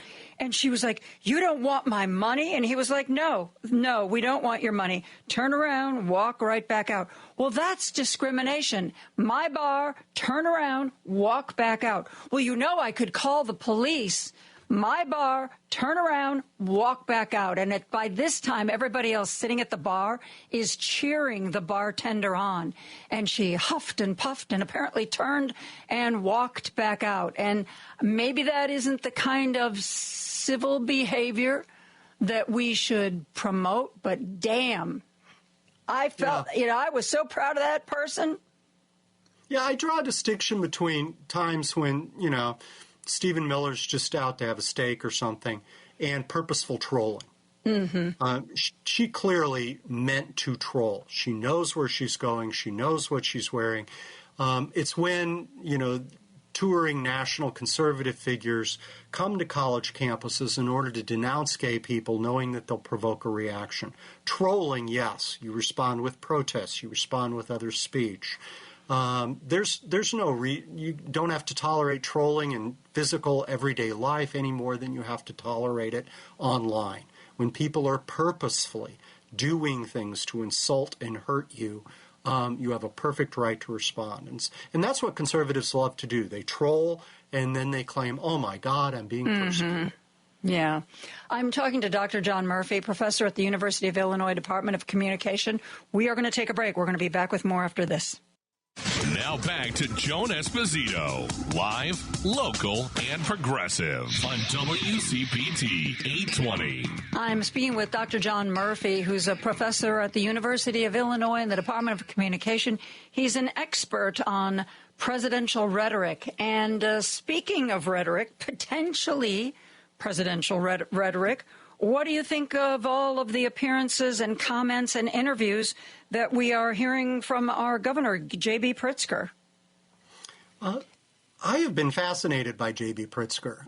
He has been one of the Democrats who has clearly taken the lead, and he's distinguished himself, I think, from other potential presidential contenders coming down the road. The others have simply not spoken out as clearly and as forcefully.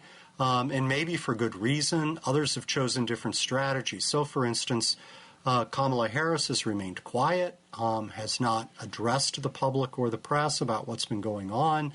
Governor Gavin Newsom of California has taken a sharp turn to the center. If you can even call it that. If you can call it that. A sharp turn to the basement. Yeah. And so he clearly believes that the Democratic Party needs to move to the right in order to have electoral success.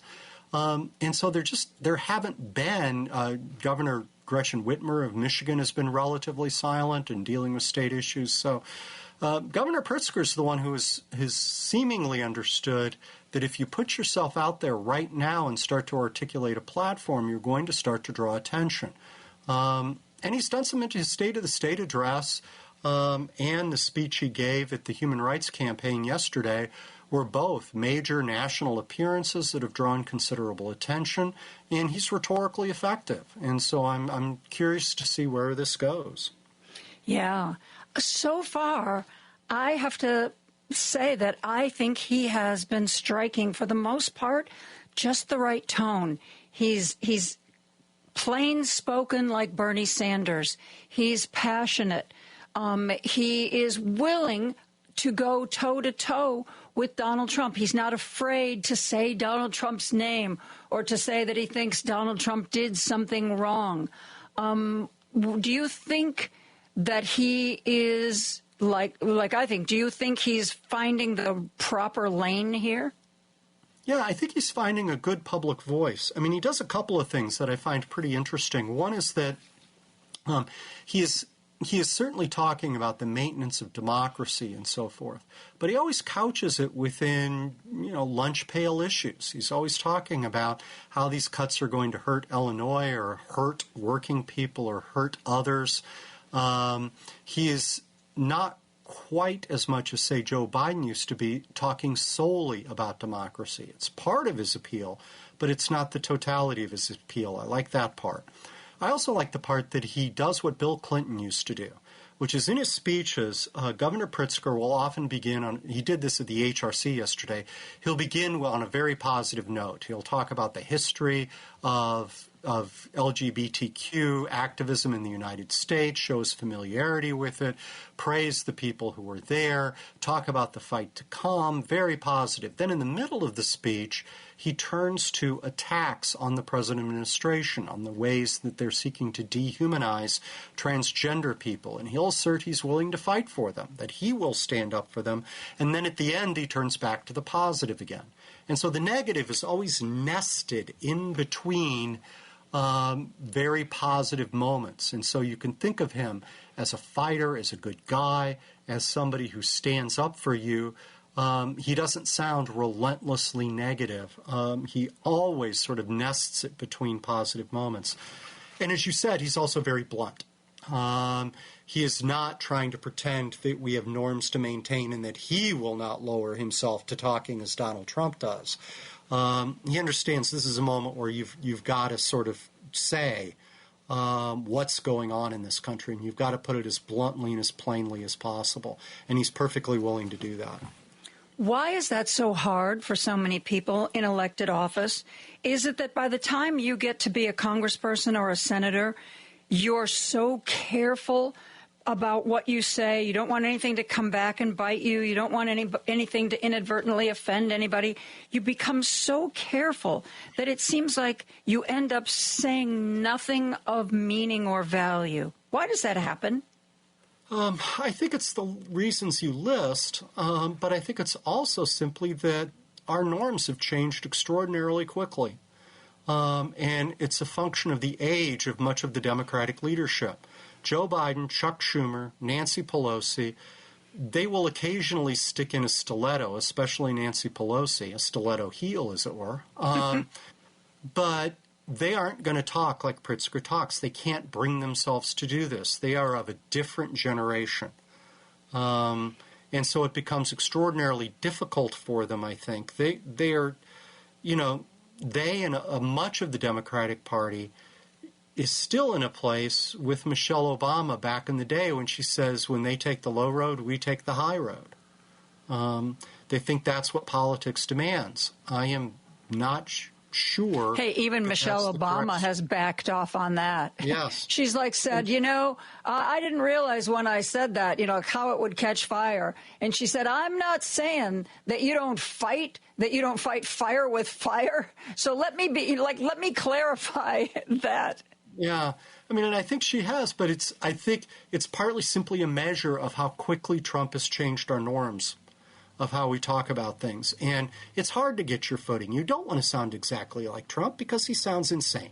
But at the same time, you've got to figure out a way to meet blunt with blunt. And that's what I think Pritzker, more so than other figures in the Democratic Party, Pritzker has figured out how to do. And I'm interested by that. And I think somebody who's always done that just naturally is Bernie Sanders.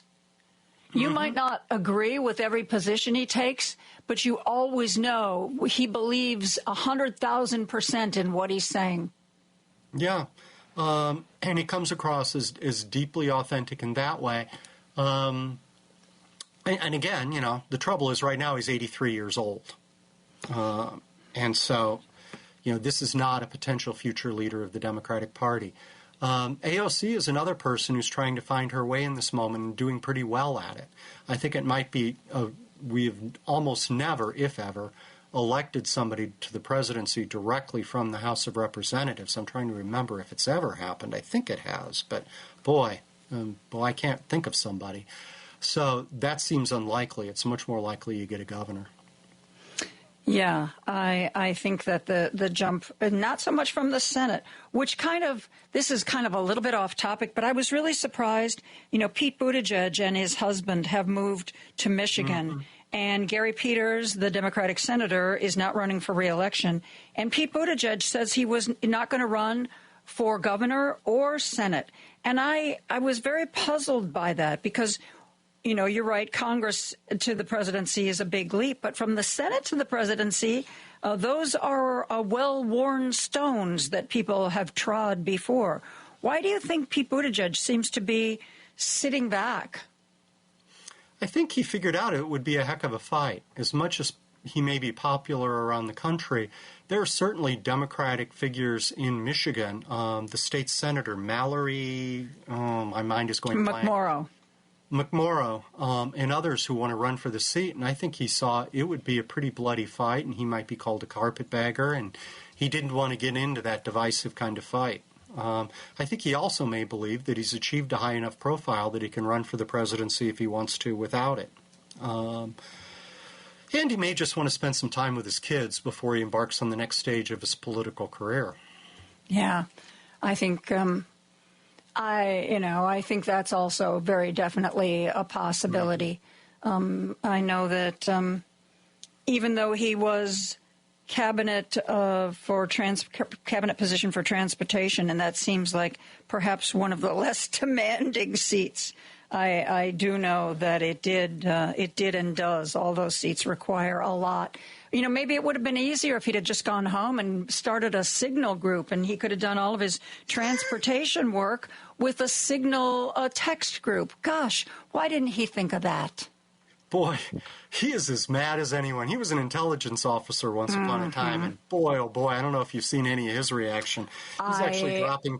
He is dropping some F-bombs. He is angry. Very un-Buttigieg-like. He did drop, yep. This is not the way Pete Buttigieg normally engages people and talks with them and goes on Fox News. He is righteously angry about this one. Yeah. John, thank you so much. It is always a good time to spend an hour with you. I really appreciate you taking that time for us. Thank you very much. It's always a good time to come on with you, Joan. Dr. John Murphy, professor at the University of Illinois, the Department of Communication, expert on presidential rhetoric. We're going to take a break for news and be back with more after this.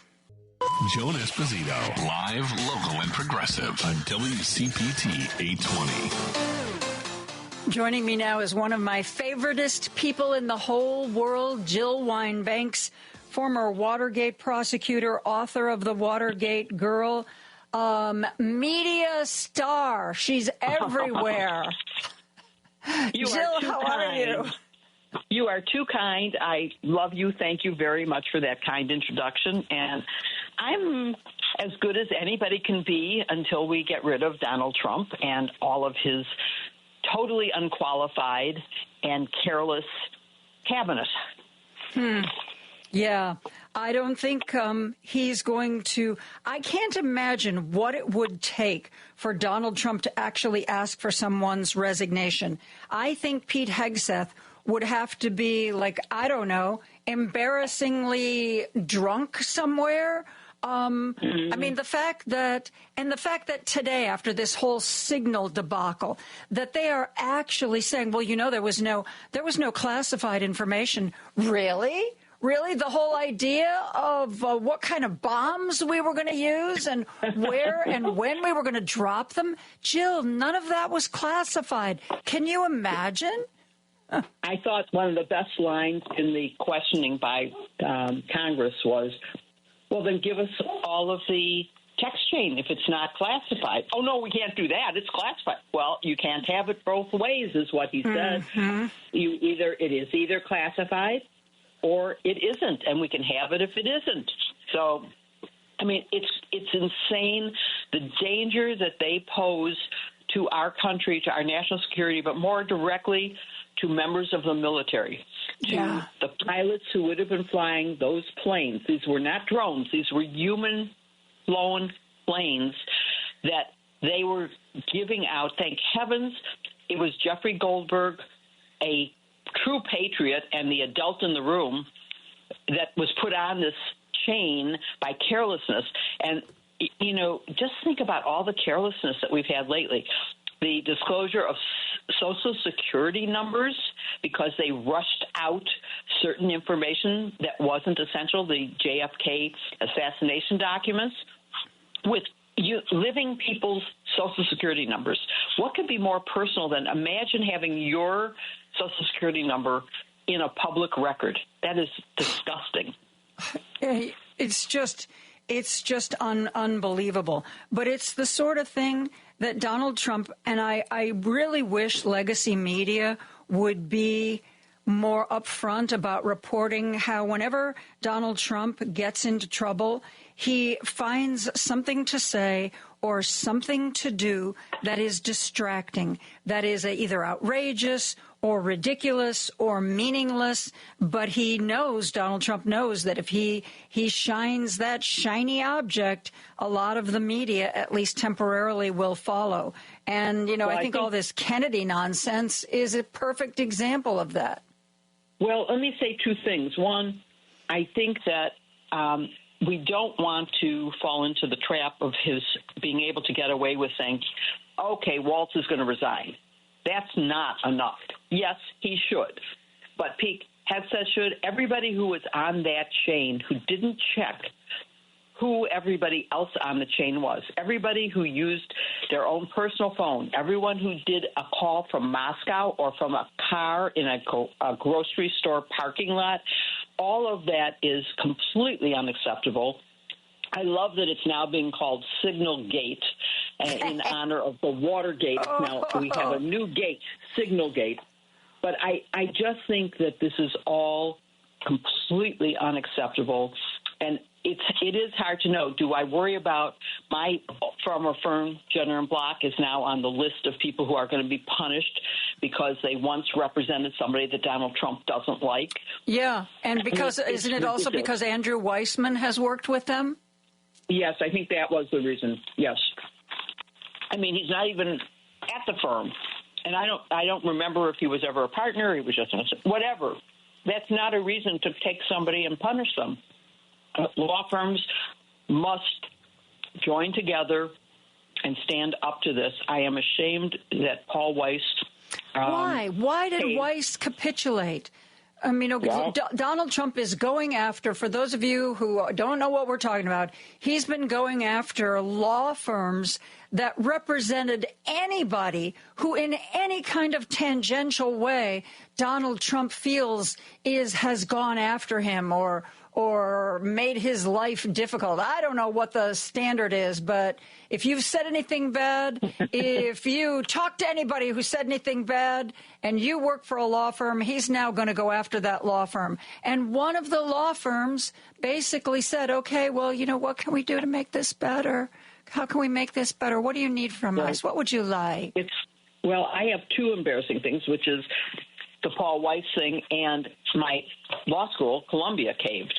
And the excuse you asked, why would they do this? In conversation with the firm and watching what is being said publicly, well, we're a business and we were losing business, so we had to settle this. No, that isn't how it is. You are a professional. You are somebody who has to uphold the rule of law, and letting the president tell you who you will and won't represent is not defending the rule of law. And Columbia has to uphold not just the First Amendment, but training our future citizens and our future foreign allies and enemies to understand how to think clearly and what they have agreed to do in order to get funding back. First of all, it's bad negotiating because they haven't actually gotten an agreement they'll get the funding back. It's just, he said, I won't even talk to you if you don't agree to certain restrictions. It's really a sad state of affairs that he's able to get away with this. But if I could just for a second say, the John F. Kennedy stuff that he just released is not just a distraction. Let me say it is something he promised during the campaign, and everybody scratched their head and said, who cares? What do you think could possibly be in it? Well, on my new YouTube show, Just the Facts, which will come out tomorrow, I'm interviewing James Robinall, who is a presidential scholar. I know him because he's also a very prominent lawyer and a great author of numerous books. I met him through John Dean because he and John Dean do a program on ethics. John Dean certainly knows about the ethics he violated and also the new rules that were put in place because he and all the lawyers involved in Watergate broke rules. And there is some really stunning new revelations. I am not a conspiracy theorist, but I now believe there is significant reason to believe that the CIA was part of the murder of John F. Kennedy. That is a striking thing to say, I know, but if you listen to my show tomorrow, you will see the evidence that supports that and how the Cubans and the Watergate burglars all come together in this plot to have Kennedy taken down so that they could get America to attack Cuba. This was the Cuban Americans who were part of the Watergate plot, but also part of the Bay of Pigs. It all comes together, and it sounds crazy. I promise you it's not. The documents are there. Okay, because most of the reporting that I've read on these documents focuses on the inappropriate information that was released. And most of the reporting I've seen says, other than the fact that, we've got a bunch of Social Security numbers and names we shouldn't probably have, that there wasn't much new that was released. I know, and that's why I'm mentioning it now, because you mentioned the distraction of the release. And I would have thought that until Robinall wrote a piece for Vanity Fair that laid out a very confusing story, but an unbelievable murder mystery, CIA plot kind of thing.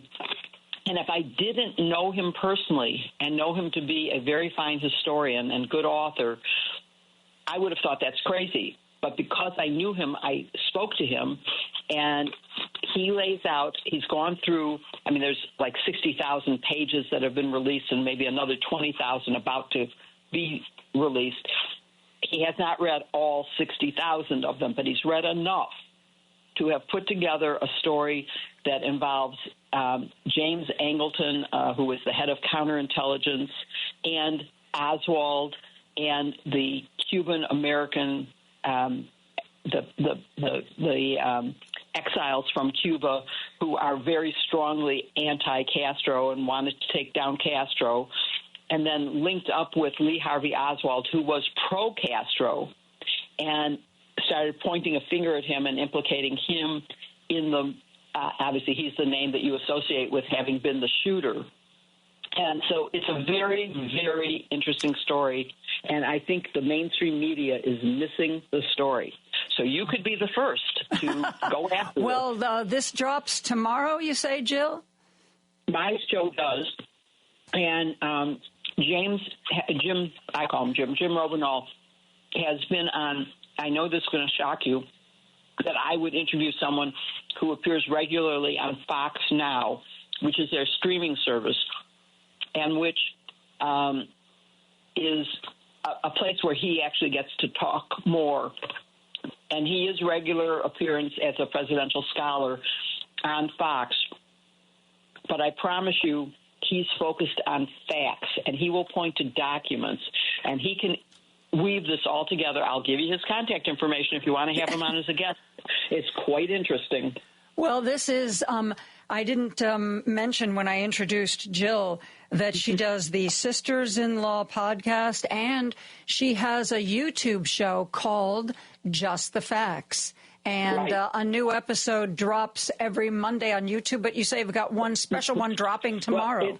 No, I'm switching it to I'm switching it to dropping on Tuesday or Wednesday, depending on the time of day that I fit in an interview. This one probably won't drop until tomorrow, Wednesday. Okay. I interviewed him we're definitely going to look for that, and I will listen to that, and we will see. I will be the judge. We will see whether or not I am convinced, because I've read so much about this that I haven't found convincing. But I'm going to listen.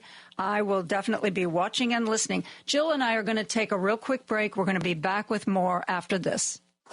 Don't turn that dial. A dangerous mistake to make. Joan Esposito, live, local, and progressive, returns right now on WCPT 820. A little news breaking note. When I was talking to John Murphy, one of the things I was asking him about was what was the point of Usha Vance going to Greenland. Usha Vance is no longer going to attend that dog sled race in Greenland. This is broken within the last 25 minutes or so. The White House says, yeah, she's not going to go by herself to the dog sled race, but she is going to go with her husband, J.D. Vance. But they're not going to the dog sled race. They're going to be visiting an Arctic base.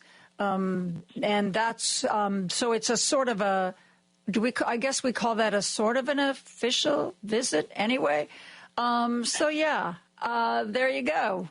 Still going to be going to Greenland, where we are not really welcome right now.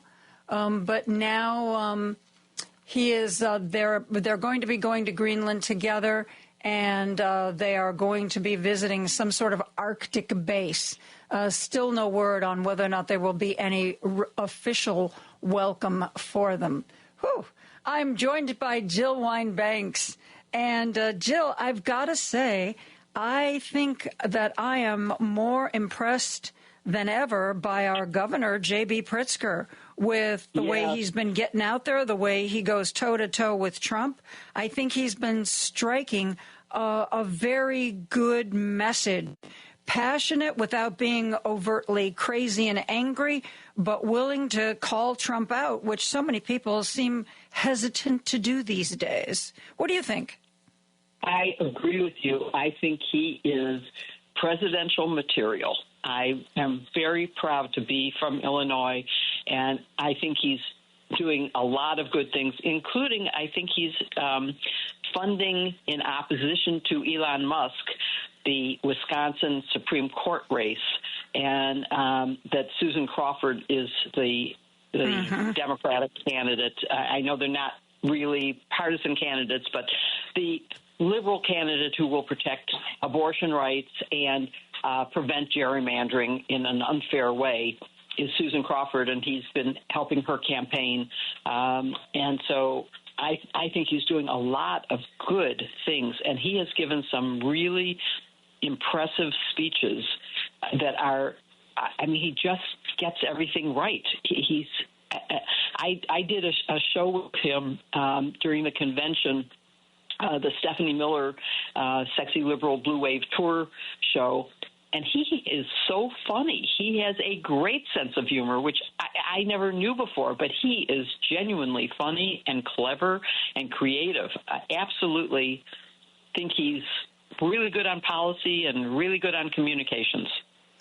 Well, I think so, too. I think he has been really impressive. And on the other side of that coin, the other governor that was getting a lot of attention on the national stage is Gavin Newsom, who seems to have gone off the rails a bit. He seems to be infected with the Kirsten Sinema virus that, those Democrats, they'll stay with me no matter what. So I'm going to move to the right and see if I can get myself some Republicans. And then they end up alienating everybody. Not Kirsten Sinema not only did not get recruited to run for president, she couldn't even keep her seat in the Senate from Arizona. What do you think what's going on with Gavin Newsom? Interesting question. I don't know what happened. He does, as you said, he's having right-wing guests on his new podcast, and he took a further out position on LGBTQ rights, or at least on trans, I would say, where he said something that many people agree with, but he went too far. He wasn't nuanced in saying that the age of transition may influence his answer to whether or not a trans woman can compete in female sports. If that person transitioned before puberty, there's no physical advantage. And so I just think he went a little too far. I don't know, because he's a very good communicator when he appears on, the various shows, and he's been great in going on Fox to carry a very good Democratic message to Fox News viewers. And so, good for him, because, as you said, we have to meet people where they are. And if we want to increase our voter percentage, it's not just the people who have always been loyal Democrats. It's the people who are unsure. They aren't happy. They need to have, and we need to attract Republicans who are repulsed by things like this Signal Gate issue and by everything else that's going on with Doge and Elon Musk. And I don't think that he's communicating properly. So he's made some mistakes. I understand the idea of wanting to appear that you're at least willing to have a conversation with the other side. But it's one thing to talk to, say, a Republican senator. It's another thing to talk to Steve Bannon, who has always been so radical, so fringe. I mean, the guy went to prison. He's defrauded people. If you wanted to talk to a Republican, it seems to me there were so many better choices you could have made. Yeah, at least in the beginning, because I do believe having conversation is one way of, exposing the ridiculous, which would be Bannon. I can't imagine there'd be anything more than exposing the ridiculous. But you don't start a new podcast with that category of person. And, he never suffered the penalty for defrauding people on, the build the wall thing. Mm-hmm. He's just not a credible person that should be on. Joe Rogan shouldn't be on. There's just a certain category of crazy people that you don't want to be your Or at guest. the very least, if you're going to have Steve Bannon on, you've got to be ready to push back on every ridiculous thing he says. I did not listen to the podcast. Others who have listened to it have expressed to me that they felt that sort of pushback was tepid at best. I agree with you. Being prepared is really key. And that means, as they like to say nowadays, having the receipts and being able to say, well, on such and such a date, this is what happened. And really pushing back on, ridiculous claims. And remember, Bannon is someone who has always been just say it loud and say it often and they'll believe you, and just lie, blatantly lie. He's the one who proposed the, let's call it the wall of poop, the poop storm as a way to overcome your enemies. Right. He's done a lot of really incredible things for which he didn't go to jail, but one for which he did. And I don't think that if you want to build a credible audience, why would I listen to Steve Bannon unless someone was going to really humiliate him and bring the facts forward? And that's hard to do. It's very hard to do. And even if you're a skilled politician, it's very hard to do in a podcast that you're hosting. It just is. So I think you're right. He has done himself some damage. But, if you talk to people in California, they didn't think he was a good governor. And so if he doesn't have California behind him, then he has very little chance of prevailing in a presidential primary anyway. So maybe this is a way to distinguish himself from everybody else. Well, my prediction was always that how he handled the aftermath of the fires would determine his political future. Because, there's a lot of people worried about corruption. There's a lot of people worried about developers, trying to, for pennies on the dollar, buy some of these burned out lots, especially the people who didn't have insurance. And if they can figure out a way to get out of this mess in a way that isn't that doesn't go off the rails, that isn't corrupt, that gets people back into homes and gets it done safely and quickly, then I think his stock will rise. But that's a tough call. That's going to be a tough job. And on top of that, he's trying to rescue the television and movie industry, which has for the most part moved away. A lot of the work is now overseas so that they don't have to follow all of these contract provisions that were just negotiated. I mean, the business is terrible. And, so he's got a lot on his plate. And if he does it well, then I think people are going to be impressed. But man, oh man, no time. He should have no time to talk to Steve Bannon. Right.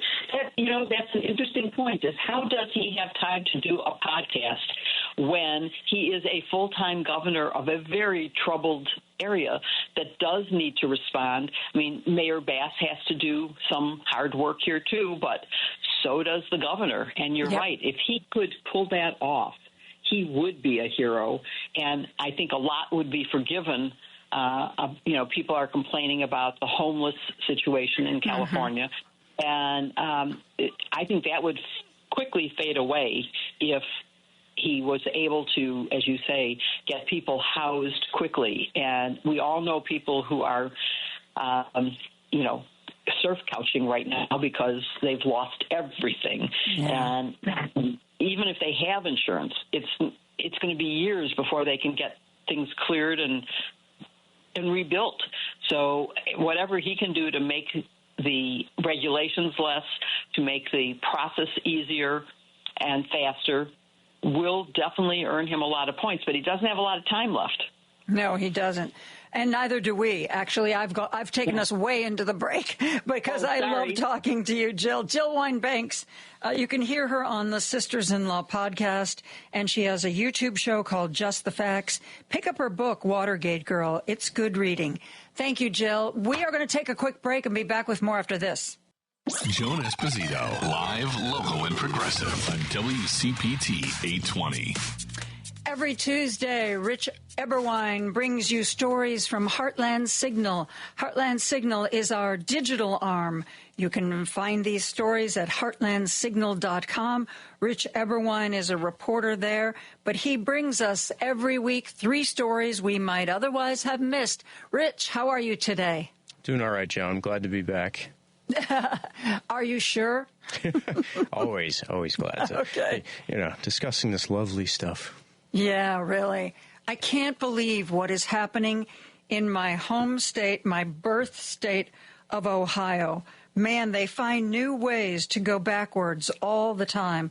Talk about what's going on now. Yeah, talk about going way backwards. The Ohio GOP is attempting to weaken child labor laws, some of which have stood for almost a century.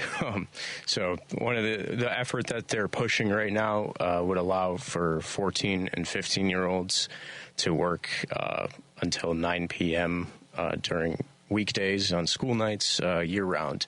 And basically, current law only allows them to work until 7 p.m. During the school year. And so basically they have to amend both state and federal law to get this done. They are currently pushing through a state law to change the current law. And they are passing a resolution as well urging Congress to do the same. So this passed through committee on party lines last week. All Democrats were opposed, and all Democratic amendments were rejected as well. One amendment would have implemented a $50,000 fine for employers who knowingly violated restrictions, and that was rejected by the Republicans, who said there was already enough restrictions. And so one of the reasons that the GOP gave was to address the work shortage and to instill a work ethic as early as possible in people's lives. Yeah, okay. I wonder how the people of Ohio are going to feel about this. I don't know. I can't see everybody going, yeah, we need more clerks at the local big box store. Yeah, let's get some 14 and 15-year-olds in there. I mean, I'm already annoyed at Target when you go to buy a bottle of wine and they have the person checking you out is under 21 and they have to call somebody to ring it up for you. That's already annoying, and they're older than this. Yeah. I think if you can possibly keep your kids at home, extracurricular activities, schoolwork, all that kind of good stuff makes a lot more sense than having them work at the local Home Depot.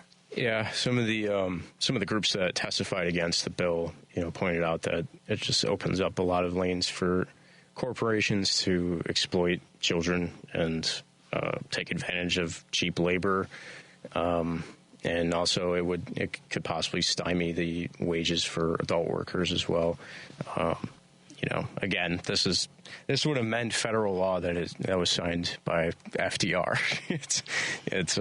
It's quite an ask for the Ohio GOP to be doing right now. It's very, very interesting, to say the least. What are the odds that it will become law? It seems pretty likely since it passed through committee on party lines. It's heading to the state Senate. The Republicans have supermajorities in the Ohio legislature and control the governor's office. So it seems pretty likely they had universal support for it in that committee. So wow. We'll be keeping an eye on it, though. It's one of the bills that we're tracking. And what else are you looking at? So shifting over to the Missouri GOP's attempting to roll back paid sick leave provisions that the people actually voted for through a ballot measure last November. House Bill 567 would repeal that portion of the ballot measure that requires employers to provide 1 hour of paid sick leave for every 30 hours worked. It's basically just undermining what the Missouri voters voted for. While debating the bill on the House floor, Representative Sherry Gallick openly admitted that her intentions were to do exactly that and undermine the people's vote. And we have a clip of her discussing that.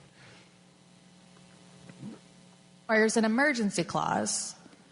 Didn't you say the other day that none of this had been implemented yet? Right? Pardon me? Has the proposition been implemented yet? It has not. But if this was to, then if it was to implement, then they would not have to tell the employer what if they had an illness. What? You're trying to prevent what the people voted for, which is paid sick leave. Correct. And your argument is if we don't repeal that part and put an emergency clause on it, more people are gonna get sick? They could possibly get sick. Right now, I mean, there are monkeys laws could fly up out of the earth. Anything can happen, but like, make it make sense. Well, at least the questioning is to the point. Oh, goodness. Yeah, just very, very flimsy reasoning on her part. Yeah, like she said, just completely willing to throw what the voters wanted. This ballot measure was approved by 445,000 votes in November. It's almost like guaranteeing paid sick leave is a popular position. Yeah, it kind of is like that, isn't it? Who knew? Yeah, that's so kind of been a status quo for the Missouri GOP right now. They're doing the same thing with abortion rights. Missouri voters approved a reproductive rights amendment in November as well, and the GOP's answer to that was to create a database to track pregnant women, which I wrote about a couple months ago. Pregnant women who are, quote, at risk of seeking an abortion. So Missouri GOP doing their best to just throw out whatever the voters want and in the interest of themselves. You know, earlier today, I was talking with one of my guests about the fact that Pete Buttigieg, who, along with his husband and kids, has now moved to Michigan, how he announced a while back that he was not going to run for governor and he was not going to run for Senate, which I think disappointed a lot of people. But who is going to be running in the state of Michigan that you've been following? Yeah, so Tudor Dixon took to social media to announce that she's thinking of either governor or Senate in Michigan. And she's a right-wing political commentator. She ran for governor against Gretchen Whitmer in 2022, lost by 10 points. But, yeah, she is a potential candidate for either one of those races. She had a very controversial time in 2022. During her run, she advocated for book bans. I think we wrote up a story at the time that she wanted to ban all books that mentioned divorce. Interesting. Yeah, she's got a lot of fun ideas. She very strict abortion restrictions she advocated for, and that's I think sort of one of the main issues that she was very weak on at the time, right after the Supreme Court overturned abortion rights. So she came specifically in interviews, said that she was opposed to rape and incest exceptions and also exceptions for the health of the mother. She said the only one she supported was for the life of the mother, not for the health of the mother. So, and those, I realize that, Michigan is sort of purpley, but those seem like pretty radical ideas for the state of Michigan. Yeah, it'll definitely be an interesting primary, especially if she runs for the Senate. She would probably be going against Mike Rogers, who just lost to Alyssa Slotkin. He was a Republican candidate. And Donald Trump had a lot of support for Tudor Dixon in 2022, and he kind of passed over Mike Rogers for, I think, FBI director. So it would definitely be interesting if he decides to go with the candidate who lost by 10 points, or probably the safer bet with Mike Rogers. Definitely something to keep an eye on, especially because there's so many other races in Michigan. Like the balance of power in Michigan is very much up in the air for 2026. You have the governor spot. Gretchen Whitmer is term limited, so she will not be running. U.S. Senate, Democrat. Gary Peters is not running, so that's another open race. Alyssa Slotkin won her Senate race against Mike Rogers on very slim margins in November. Have you read anything about, it seems, I know Gretchen Whitmer is a very popular governor and has a term limited out. Is she going to run for that Senate seat? I believe she's come out and said that she's not. So maybe she has other aspirations on the federal level. I'm not sure. But yeah, I'm pretty sure I read somewhere that she specifically said she's not running for it. And now there's Pete Buttigieg, which are two, would have been two strong candidates probably. So, yeah, definitely a lot to keep an eye on. And the state legislature, too, just swung. The House of Representatives in Michigan swung back to Republican. Democrats in the state Senate only have a 2-seat majority. So all of it is kind of up in the air. Wow. Michigan's going to be an interesting state to pay attention to. Yep. Rich, thank you so much. Always appreciate you sharing your Heartland Signal work with us. I appreciate you, Joan. I'll talk to you next time, okay? Okie dokie. We are going to take a break. We are going to be back with more after this. Joan Esposito, live, local, and progressive on WCPT 820. I am very happy to welcome to our program Martin McManamon, who for the last 5 years has been chairman of the Wayne Township Democrats. Martin, welcome to our show. Thank you. How are you today? I'm so happy that you are here. One of the things that I have been talking about to anybody who will listen to me is the fact that, DuPage County and McHenry County and Kane County, they are slowly but surely getting a big Democratic voting population. I was always, in my early years in Chicago, kind of wrote them all off as red areas, but that is no longer the case. Talk about that, if you would. Well, also, as well as being the chair of the Wayne Dems, I'm also the highway commissioner here and running for re-election in Wayne Township. We are one of the reddest townships. We are the reddest township in DuPage County. And I was the first Democrat to win a township seat in all of DuPage County in over 50 years. Oh, so, you broke the ice. Yes, I did. I broke the ice.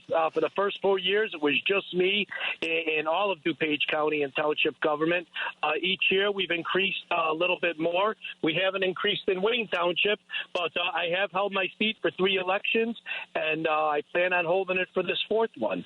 Some of the biggest ways, this door-knocking campaign is how we do it out here in DuPage County. We have a good group of people who are willing to go and knock the doors and talk to whether it be Republicans or Democrats and get the word out. And when you talk face-to-face with people, it really resonates to them. Mm-hmm.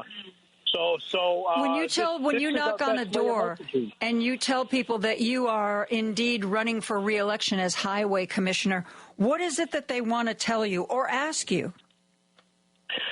You know what? I'm pretty aggressive when I come to the doors with telling them my accomplishments first. I like to start out with I am a union road builder. I did build roads for 35 years. I am the only highway commissioner in DuPage County with any road building experience. When it comes to listening to them, it's always been about bike paths, believe it or not. Really? Yes. It's the number one topic. It's the next thing I lead off with. That my first year in office, after listening to all the doors, what they had to say, they want new bike routes. They want it safer. I started the Wayne Township Bike Plan. It was the first township-wide bike plan ever created in Illinois. And I lead with that, and I talk about the 2 or 3 trails that I've got built since I started. Talk about putting the natural plantings between the trail and the roadway, where these roots go down 12 feet to help absorb stormwater. So you're fulfilling multiple purposes. Not only you're planting native, beautiful plants that are great pollinators and such, but they're also helping to absorb stormwater. They're also making a nice barrier between pedestrians and the traffic, and they're also make great for snow fencing too when they're just look like dead plants in the winter. It helps with the snow drifting on the roads. So many purposes to these things. So those are some of the things that people really want to talk about. When you're running in township elections, very few people are asking if you're Democrat or Republican. Of course, You're going to have those chats. You're going to have a few chats on it. I have turned quite a few and let them know, hey, these are my accomplishments. I'm running against a gentleman who I'm using that term loosely. I'm running against a person who's a career politician out here. They were on the city council for a couple of years, accomplished nothing. They were on the Forest Preserve a couple of years, accomplished nothing, got beat. Then they ran again, and then they won a couple of years later in an off-year election. Then they just got beat again recently. So now he thinks he's going to be the highway commissioner. And, that's just what you get. You get these politicians, career politicians want to run for jobs that they're just not qualified for. So it seems this message seems to resonate with the people when I talk to them. And you're not only somebody who has experience building roads, you were a union road builder. You're a union guy as well. Yes, that's one of the most important things. Not only am I a union guy, but I make sure all the contractors that we hire are union. When we do hire contractors, I started last year. I authored and signed a responsible bidders ordinance. We cannot get our township to do it because they're all Republican. They have a big scam going with no bid contracts. It really is a scam. They use a company called TIPS, so these contracts might have been bid in Texas or Oklahoma, and then they're using whatever pricing they got for that, and they're getting around the bidding process. So the unions don't even know there was a job being let out. Oh, that's not right. The job's halfway over. Yeah. So that's why I started our responsible bidder ordinance, so it's not going to go on in my road district. If you don't have safety training for your people, if they're not properly trained people, we don't want them here. We want well-paid people in our road district working so that they can afford to live in our road district and bring their tax dollars back to our road district. This is how the cycle's supposed to work. We want them to have good insurance, because if they don't have insurance and we're paying them prevailing wage, which these non-union contractors, that's their big scam. Oh, we pay prevailing wage. Yeah, but your employees don't have insurance. And then when they get hurt, we're paying for it twice. We paid for it at the prevailing wage, and we're paying for it on our tax dollars. So no siree, we want union people on our projects. Explain to me, I want to, when it comes to road building, what is meant by heat scarification? Excellent question. So when we do our roads out here, we will take the asphalt pavement that's there. They heat it with these two big propane machines. They look like two huge ovens. They heat the road. It goes down and tears it up about 2 inches and adds some rejuvenated asphalt to it, liquid asphalt to it, and it puts it right down again. So you're not grinding the pavement and removing it. You're just using the pavement that's there and bringing it back to life again. Then we cover that with 2 inches of asphalt, and that road will last about double the time of what the old grind and pave method does. Mostly because the heat goes down and it closes all the cracks, and when they do the compaction roller on it, it seals everything up. Where with the grind and pave method, you're just grinding off 2 inches off the top, and all them cracks are still in the base pavement below. So when you put 2 inches on that, 2 inches of asphalt on that, you just get reflective cracking right up again. You know, the same cracks that were there a year later. So by heat scarification, you're creating a brand new base pavement for your road, and then when you cover it with that 2 inches of asphalt, it'll last a good 20 years. We've had great luck. Yeah. I brought it into Wayne Township when I took office 12 years ago, and we've done every road since with it. And I have all the municipalities around here, every municipality in Wayne Township, all the ones around here. Elgin, I had a guy from Compton Hills come out to see our heat scarified roads about 2-3 weeks ago, because he had heard of it, and he had heard that I was doing it, and that I was kind of the an guy expert to talk on it. About. Yeah. Well, Martin, I'm so glad that you are a sponsor here at WCPT, because you are just the kind of candidate we want to see get elected. You have great experience, you have union background, and you clearly have a passion. Hopefully the highway commissioner's job will continue to be yours. I wish you nothing but the best. Well, thank you very much. I would like to say a couple things, Joan, if I still got a chance there. We're in our last 30 seconds, so make it quick.